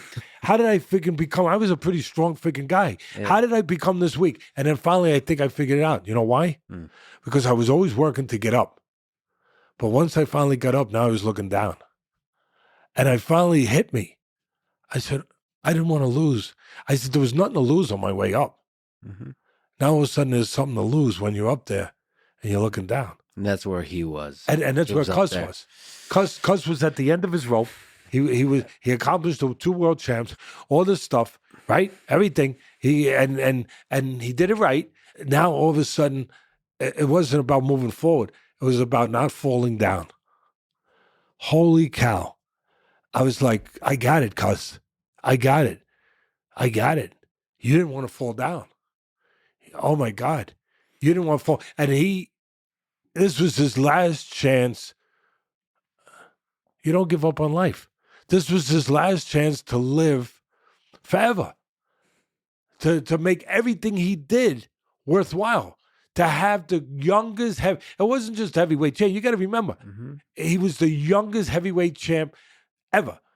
And to have that, it was okay to die now. Mm-hmm. And how's loyalty to someone named Teddy Atlas gonna get in the way of that?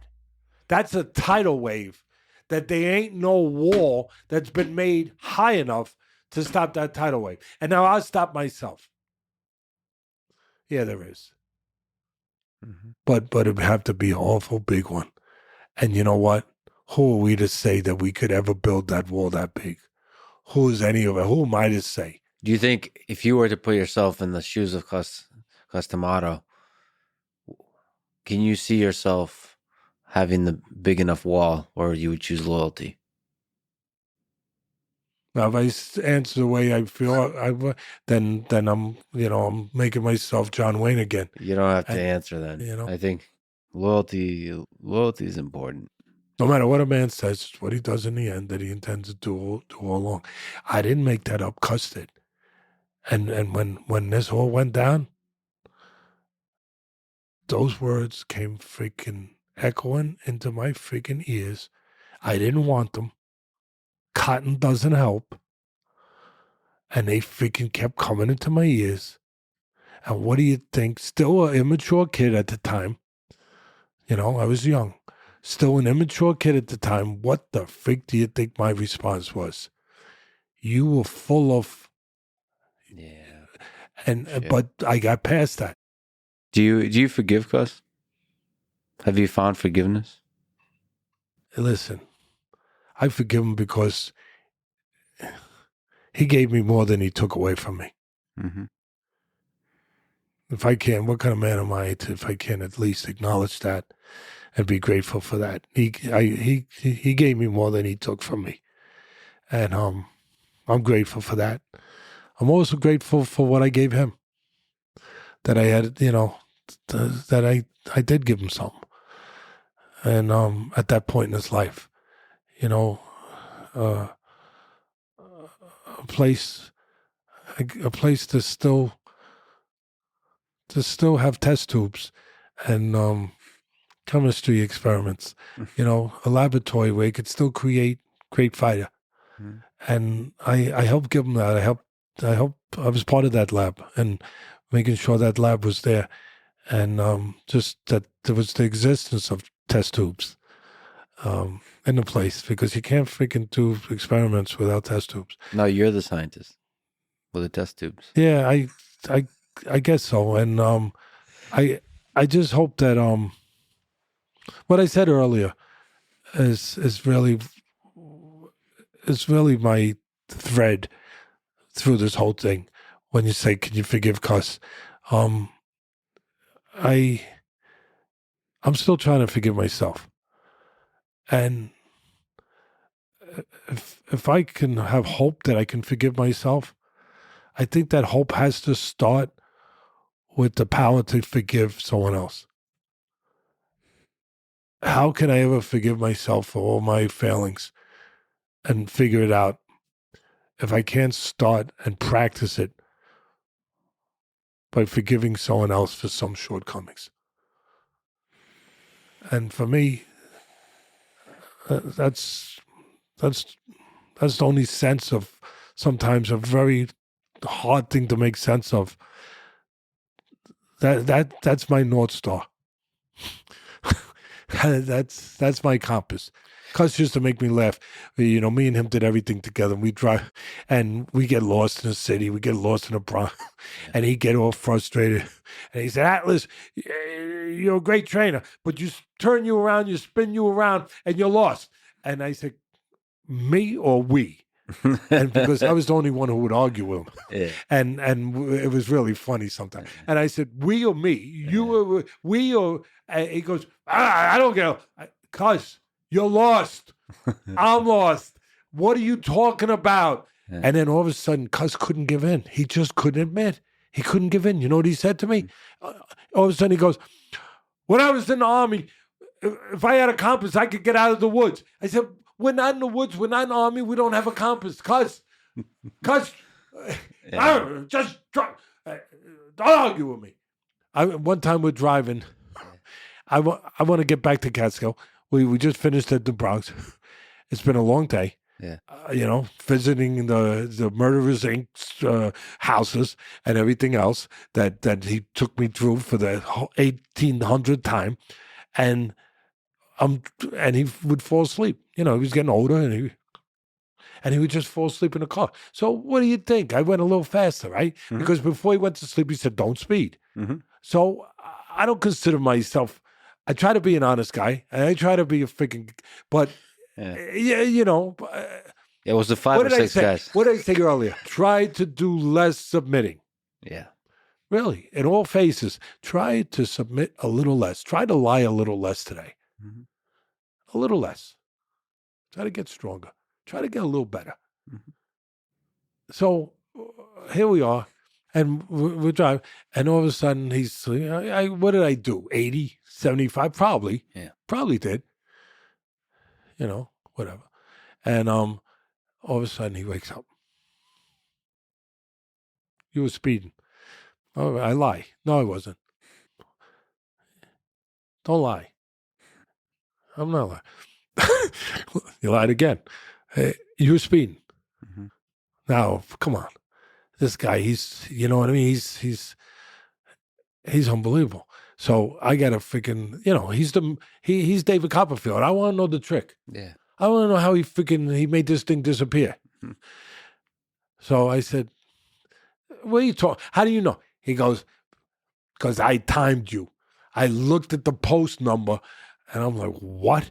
I looked at the post number on the side of the road where we were, whatever mile that, and I never knew they even existed. Yeah. I look and I said, "Yeah, there's little numbers." He started timing, and he I goes, fell asleep. "Yeah." He timed it, and he goes, "We couldn't have got from here to there in that amount of time unless you were going 75 miles an hour." And I'm like, "All right, I'm smart man. All right, I'm impressed. Don't try to get the mileage, the mile per hour part right. It's enough that you got me. Yeah, that's enough. Yeah." I said, and I'm not going to do that no more. And just he helped me in crazy ways where there would be times where I wanted to be, where you wanted to be whatever, right? Convenient, weak, submit, right? And then all of a sudden, Cus, in my mind, Cus was there with the stopwatch. and I'd be like, no, where I was about to say yes to whatever that particular situation was. Somebody up there calling. Hello? Hello? Yes, doing great. Thank you. Just for the record, never had a phone call like this. It's hotel security. The question he asked me is, "Are you okay, sir? Are you okay? Are we okay?" I think so. I think so. So far, yeah. I can only go like so far. It's kind of like that old joke, where the guy jumps off the Empire State Building. Yeah. He's falling down and he's going, 80th floor, 70th floor, 60th floor, 50. And he gets past the 50th floor and they're looking him out the window and he goes, "How am I doing?" So far, so good. I don't know where it's going to end, but So Mike Tyson is considered by many to be one of the great boxers, one of the greatest boxers of all time, heavyweight boxers. What do you think on the positive side made him great? I don't know if he was ever great. I know he was sensational. I know he was the greatest mix of maybe speed and power ever. I know he was one of the greatest punchers from either side of the plate, left or right. There's been great punches with just the right hand, like Ernie Shavers and Deontay Wilder and Max Baer. I don't know if there's ever been anyone who could punch as good as he did on either side with either hand, other than Joe Louis and a few others. I don't know if there's ever been such a combination of speed and power to that pure level that he had, and it was a pure level. I don't know if there was ever as good a fighter as Tyson was, where maybe one night he was great, where he wasn't tested, but he might have been ready to be tested that one night against Michael Spinks. When he took him apart in 90 seconds, I think I saw a great fighter that night. I don't think you can be great unless you have all the requirements of being great. What does it take to be a great fighter? Truly great.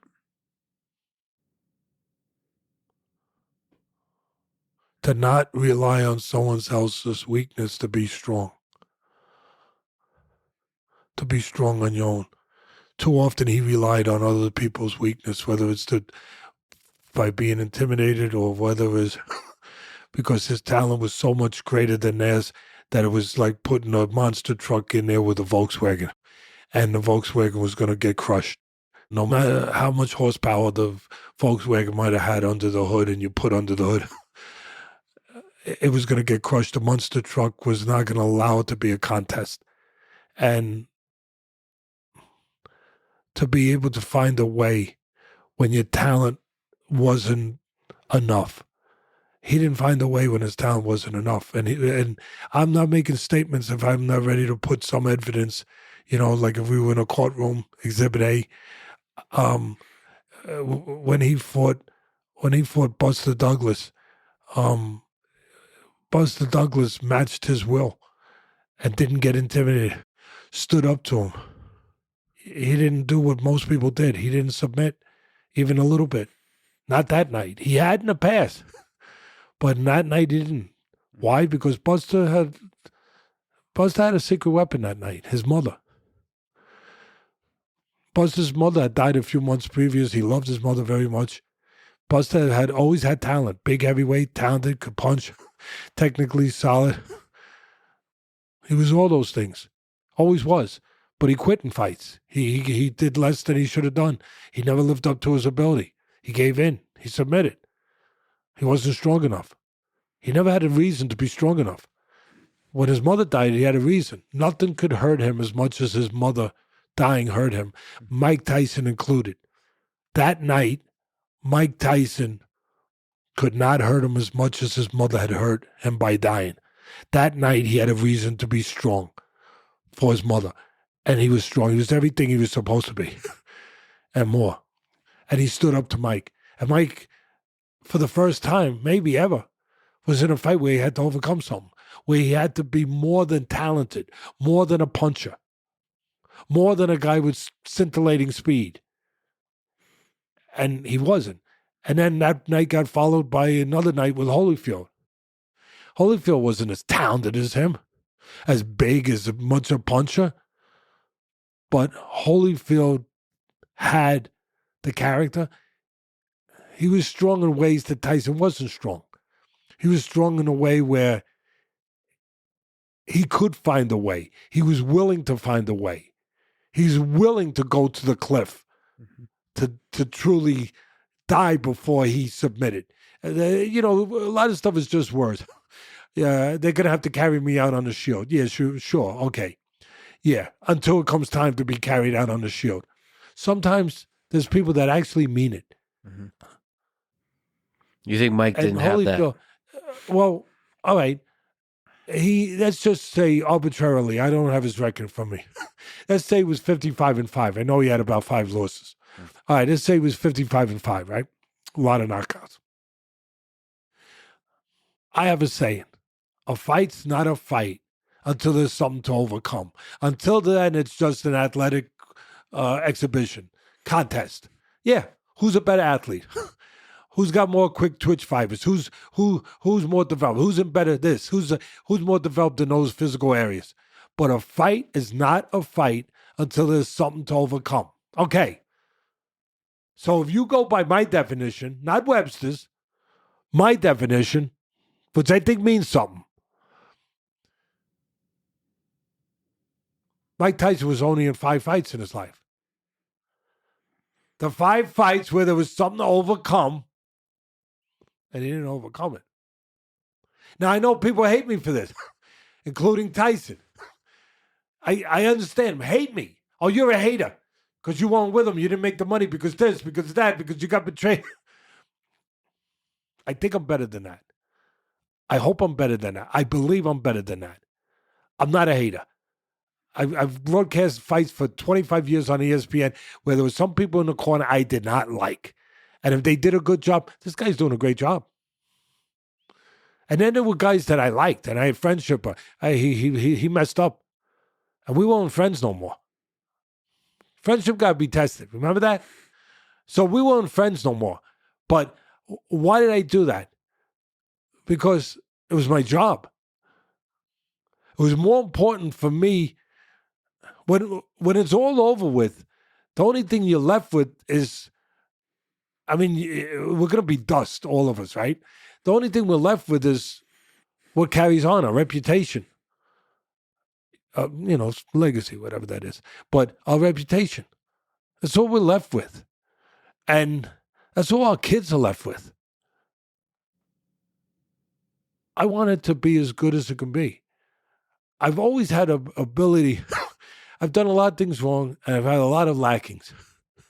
But the one strength I've had, if I had a strength, is to understand somehow, through osmosis, I guess, to learn the lesson that what's important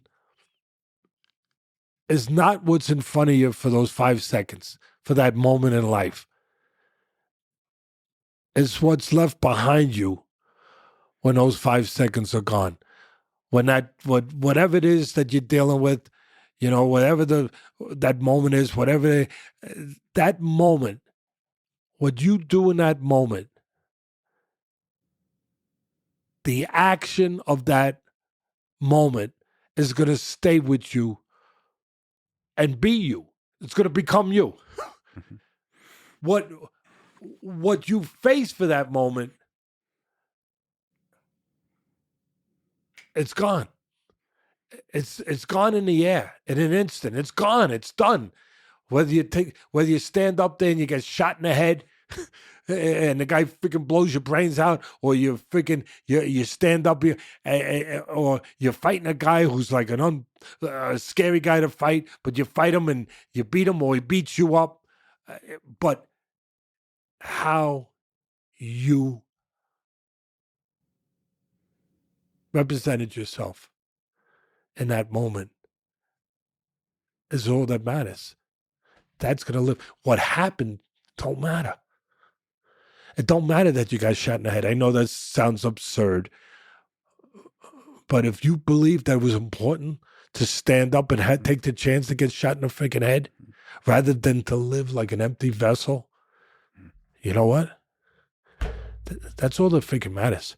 And somehow that got freaking wrapped into this freaking head of mine. Like, that's what matters. That's all that matters. You know how many times I went and there were things, whether it was with this one, with Tyson, with that. I didn't want to be there. I was scared to death. But I was more scared. Living with regret. How I would have felt. Yeah. I don't want to be in solitary confinement the rest of my life with that freaking guy in the cell next to me called regret. Yeah. I don't freaking want to be next to that guy. If I want to freaking go down that road, I'll watch Papillon. You know what I mean? And I'll get my fill from that. But I don't want to freaking live it. I'm afraid of what my children would think of me if I fail in those areas.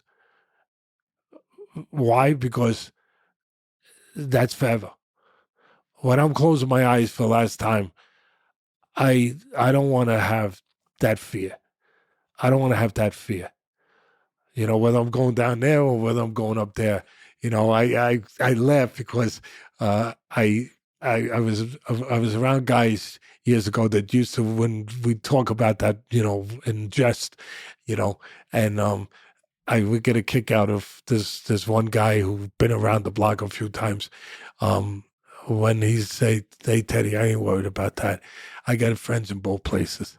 That's a good line. And yeah. And I thought it was good.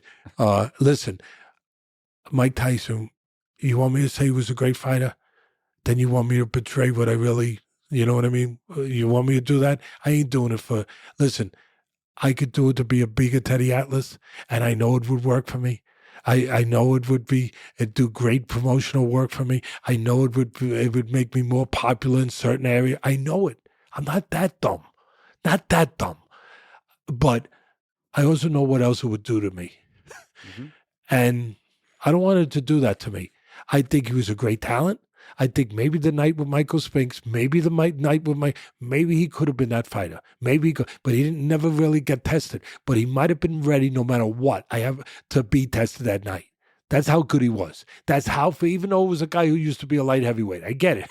But it was still a guy who beat Larry Holmes, who still had something left, Michael Spinks. So, and a great puncher, and an Olympic gold medalist, and a special fighter, one of the great light heavyweights of all time. You know what Mike Tyson was? He was a meteor. He was a meteor that struck across, and not too many meteors, and we still talk about him. Mm-hmm. And unlike Halley's Comet, he came back, and he's walking around, and he has become greater after his career, more loved, more beloved, more awed, and he's been forgiven. He found the fountain of forgiveness. I don't know. I wish I could find that. Where he has been forgotten for all his shortcomings, all the things that he may have done, may not have done. We don't know. Only him and God know. But he's been forgiven of all that. And he's been not only forgiven, he's rised above it and above that and been brought above that. He's been brought to the pyramids of the greatest athletes that in the world. And in every way, as a person, as a fighter, as a historian, as a figure, as a celebrity. I mean, it's Even a philosopher. everything. Yeah. So I will take it back.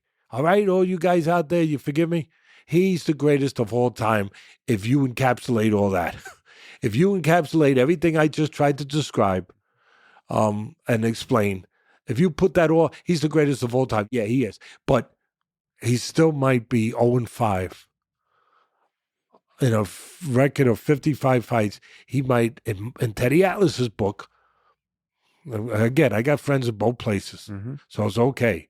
Wherever I go, I have company. Somebody there will like me, despite me saying this. He might be 0-5 because of 5 fights where there was something to overcome, which really defines a fight.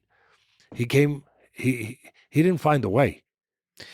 Let me ask Teddy Atlas to introspect on the human nature here. Is part of the complexities of your feelings on this whole thing is that you know to some degree that if you were coaching Mike Tyson, he could be truly great.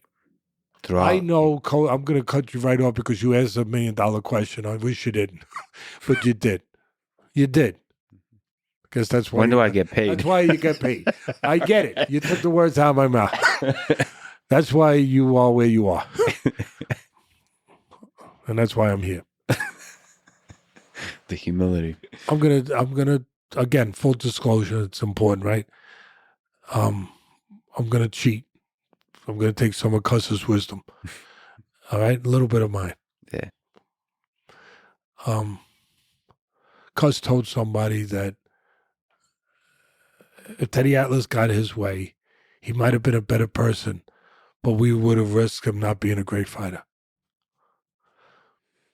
Now, I believe, and I thought Cus did, and I think he did up to that point in his life, that part of your strength of character made you a great fighter, and truly a great fighter. And part of that battle to be a better person, that fight, if you will, to be a better person, to overcome the things, to be a better person. Part of that fire you have to go through to be a better person. I really, truly bought into it, and I'm in for life. That is really the only way to be a great fighter. And I don't think that's what Cus meant. I think he meant that Cus knew more than I did of what was about to come and what would come and what the world was. How people would try to steal him, how people would take him, how people would steal his guy. The last thing he had to really, the thing that he lived for, because he lived to have another heavyweight champ. The greatest fighter ever, Cus, in Cus's mind, he could be. And I believe that Cus knew that he could put forward a guy that had the ability to be the greatest fighter ever without fully completing the mission of what it takes to really be great, but that he wouldn't be around to have to witness it. And that he wouldn't, he was willing, he would, oh man, this is awful. He's willing to concede that he might be dead in order to have eternal life, in order to have greatness, and which Cus does have greatness, and part of that greatness is attached to Tyson. And he deserves it. He deserves it. Cus was a great man. And I wouldn't be here partly without him. But that was part of the calculation. I know that's deep, and I know that's, oh God, I hate myself right now. But Cus, he knew he was getting out free. He knew he was gonna not have to be there. He was getting off easy. Oh, Teddy, how do you say someone's gonna be dead? They're getting off easy. Well, I'll say it again in case you didn't hear me. All right. He was gonna get off easy and not have to face where he came up short, because he did his job, because he put forward the greatest fight of all time, and you guys screwed it up. And he knew that might happen, but you guys screwed it up. And whatever, that's your fault. That's on, I'll tell you, Tyson will be mad at this, but that's on Tyson. How can you say that, Teddy? He loved me. I'm not saying he didn't love you, but he loved him. He loved some other stuff too. And I don't know if Tyson could ever come to grips like with that. And it's not his job to. But it's my job not to hide from it. I know cousin dimensions that other people just only think they know. Did Cus know? Did Cus know this about himself? Did he reflect? Did he introspect? Well, he sent a message to me. Cus sent a guy to me. My wife was pregnant. We were living in an apartment in Catskill on Corderskill Road. We went through all this, and I was getting ready to move to Staten Island. And we still were there for a little while before we did, after all this went down. He sent a guy to me, to the house, secret, whatever you want to call it, my wife, me. So I listened to him. Cus said, if you leave, I'm a messenger, whatever. If you leave, this was in the aftermath of what the gun, the whole thing. You got to remember, Tyson was a ward of the state. He was put in Cus's custody. Cus was looking to adopt him for obvious reasons. So he had control, and he loved him. How dare I say anything less? I won't. But it made sense, too. But he was a ward of the state still. Do you know what that means? There's rules. It means the state's still overlooking it. Mm-hmm. If he ain't living the right life, you got to remember, he came out of a jail. So, reform school. But if he ain't living the life, he could be taken away from Cus. What's not living the right life? Well, he wasn't in school no more. They didn't know about it. He had some things that were going on. We won't get into that right now, in school and different things, whatever. Mm-hmm. And he had his trainer put a gun to his head. That ain't so good. If a report came back to them that happened, he would have been taken away from Cus. That couldn't happen. Nobody knows this. Mm-hmm. I talk about it a little bit, but never probably, because why would I? I don't know. Why am I doing it now? I don't know. Because I am. Because it's now. Because it's now, maybe. Maybe because it's now. I don't know. So he sent this man that, obviously we both knew. And he said, here's the deal, Teddy. If no talk about this, wants it to, disappear, basically, you leave, and he will give you 5%, his word. Can you imagine? He will give you 5% of Tyson's earnings for the rest of his career. And but I don't regret it one bit, because it wouldn't have happened anyway. See, that's where I could be honest with my people. Say, "Oh, stand-up guy," because I told him to shove it where the in that place, and tell Cus to shove it in that freaking place. I was mad. Teddy, don't get angry. Don't get angry. Are you out of here? Are you serious? Get out of here. Tell him to go shove it over. And, my wife was like, but, and then people like, why didn't you take the deal? It wasn't a deal. It was an escape clause for Cus. It was an insurance policy that that this kid wouldn't be taken away from him. And thank God he wasn't. I wasn't going to go and say nothing. They didn't have to worry about it. Cus forgot who I was. Yeah. Cus forgot why he went to court for me. Because of those characteristics that he said he loved and he noticed and that he admired.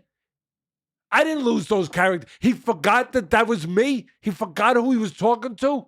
Yeah. He didn't have to do that. How about that's why I told him to shove it up his ass? Not because of the other insult. Yeah. And then when people said to me, "Oh, you would stand up," because it was around a little bit. It was around in the circles. And then when people, stand up, Teddy, he didn't care about the money. I said, stand up, Teddy. What are you talking about? How about just realistic, Teddy? How about I live in a real world that I was never going to get that money? So I'm saying I'm standing up to something that I knew never existed. So I ain't stand up. Not in that way. I am in other ways, maybe, but not. Don't put a medal on my chest for that, because that never existed. Yeah. It was never meant to exist.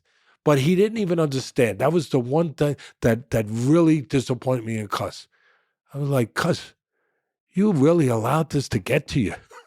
where you allowed it to really fog up your thinking to the point where you're smarter than that. You're better than that. That you would actually think you got to freaking offer me a freaking pieces of silver? Yeah.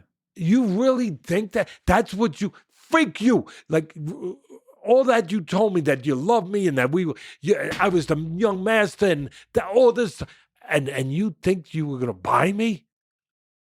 And that was going to keep me quiet? How about I would keep quiet because I would always keep quiet? So he thought maybe you might betray him. Isn't that interesting? Yeah. And why did he think that? No, really. Fear? Yeah, but yeah, fear is at the essence of everything. Is connected with everything. Fear of losing what he was going to lose. But it was more than fear. It was him not believing in the things that he told me he believed in. He didn't even know that. He believed in me because I was a stand-up guy, because I didn't sell myself, because I didn't freaking turn evidence. I didn't make a deal. I didn't do, and that's why he went to court. That's why he stood up for me, and I appreciate it. And that was what he lived by, and that was his. Those were the blocks of being a man. Well, so much for those blocks. Well, it's like you said, loyalty requires, he would have had to take a risk on losing immortality that he would achieve by creating and that's the only way you ever heavyweight find champion. 100%. But the only way you ever find out if somebody is really that, it's hard, is to test. Yeah. And it was Cus. This is Shakespearean, this story. Cus told me. Cus said, and it just come in different forms. Yeah.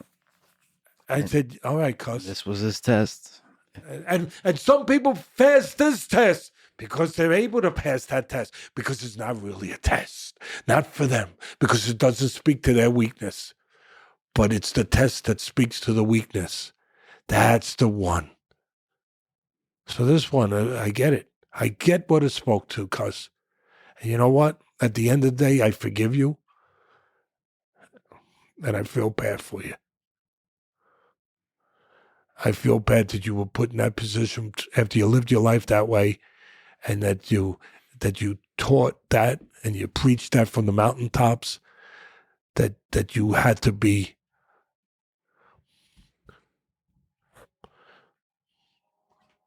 I'm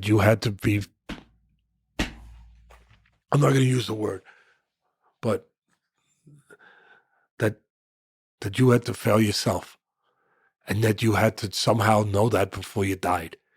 I just pray that you didn't know that. And you still don't know that, because you were great. You were great. And you've given me some.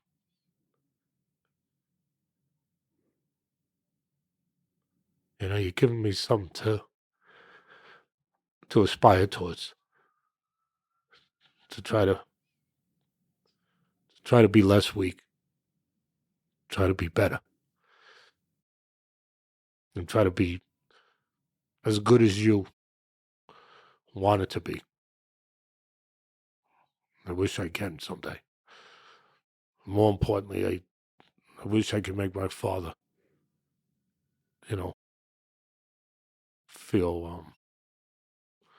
feel good up there. Your grandfather now. Yeah, for the grandchildren. What, if you can give them advice on how to live a life they can be proud of? Just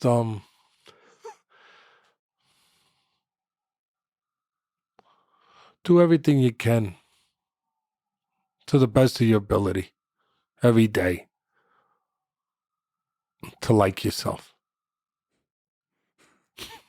To give yourself a reason to actually say, I'd like to be friends with that guy. Is loyalty one of the reasons one of the things to aspire to? Loyalty is your chance to have a fulfilled life. Loyalty is your chance to have strength, to have all the things you need to have a good life, to be a good parent, be a good husband, be a good grandfather, hopefully be a good role model. Loyalty is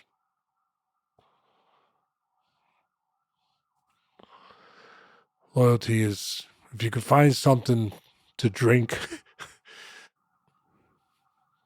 to take into your body, to make you prepared for life, to be all the things that you want to be strong enough to be those things. Loyalty would be the thing you would drink. And when I say loyal, I mean unequivocally. I mean, unconditionally, not conveniently. Obviously, you know that. If you could be loyal, you could be a good person. You could be a person that you would actually like to be around, because you could be a person you could rely on. And I think that's one of the greatest assets that a human being can have. And what do you do when you're betrayed? How do you overcome that? You think of what you learned from it. Use it as a roadmap to remember and to think back of how you got there and how you got to the place where you got betrayed and how that person got to that place. Try to remember that in your own journey. Has it for you made you cynical? Like, how do you take the leap of trust towards people again and again after that? Just by remembering that I'm still trying to forgive myself for the things that I came up short with. And if I haven't figured that out yet, it's probably okay to say they didn't figure it out yet. They didn't get it. They didn't figure it out. And if I couldn't figure it out and I'm still trying to figure it out, maybe I could get over that initial stabbing of what it feels like. It does feel kind of like a stabbing that you feel when you're betrayed initially, and that you can only think of anger, revenge, hatred. And those things, I'm not proud of that, but I felt all those things, and I still feel them sometimes. And then I go back and say, hey, you're still working at forgiving yourself for some things. Try to remember that, kid. Memory is an important thing. Forgetfulness is pretty important too. And try to remember why we forget. Why do we forget? Because it wasn't something you felt proud of. Do you think about your death? Are you afraid of it? It's funny you asked that. I never used to think about it.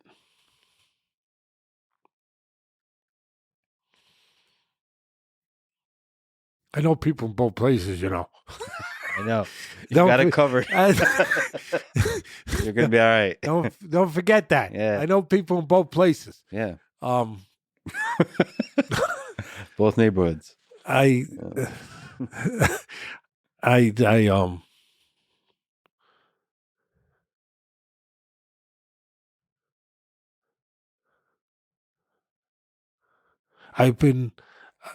been given credit for being brave in certain spots in life.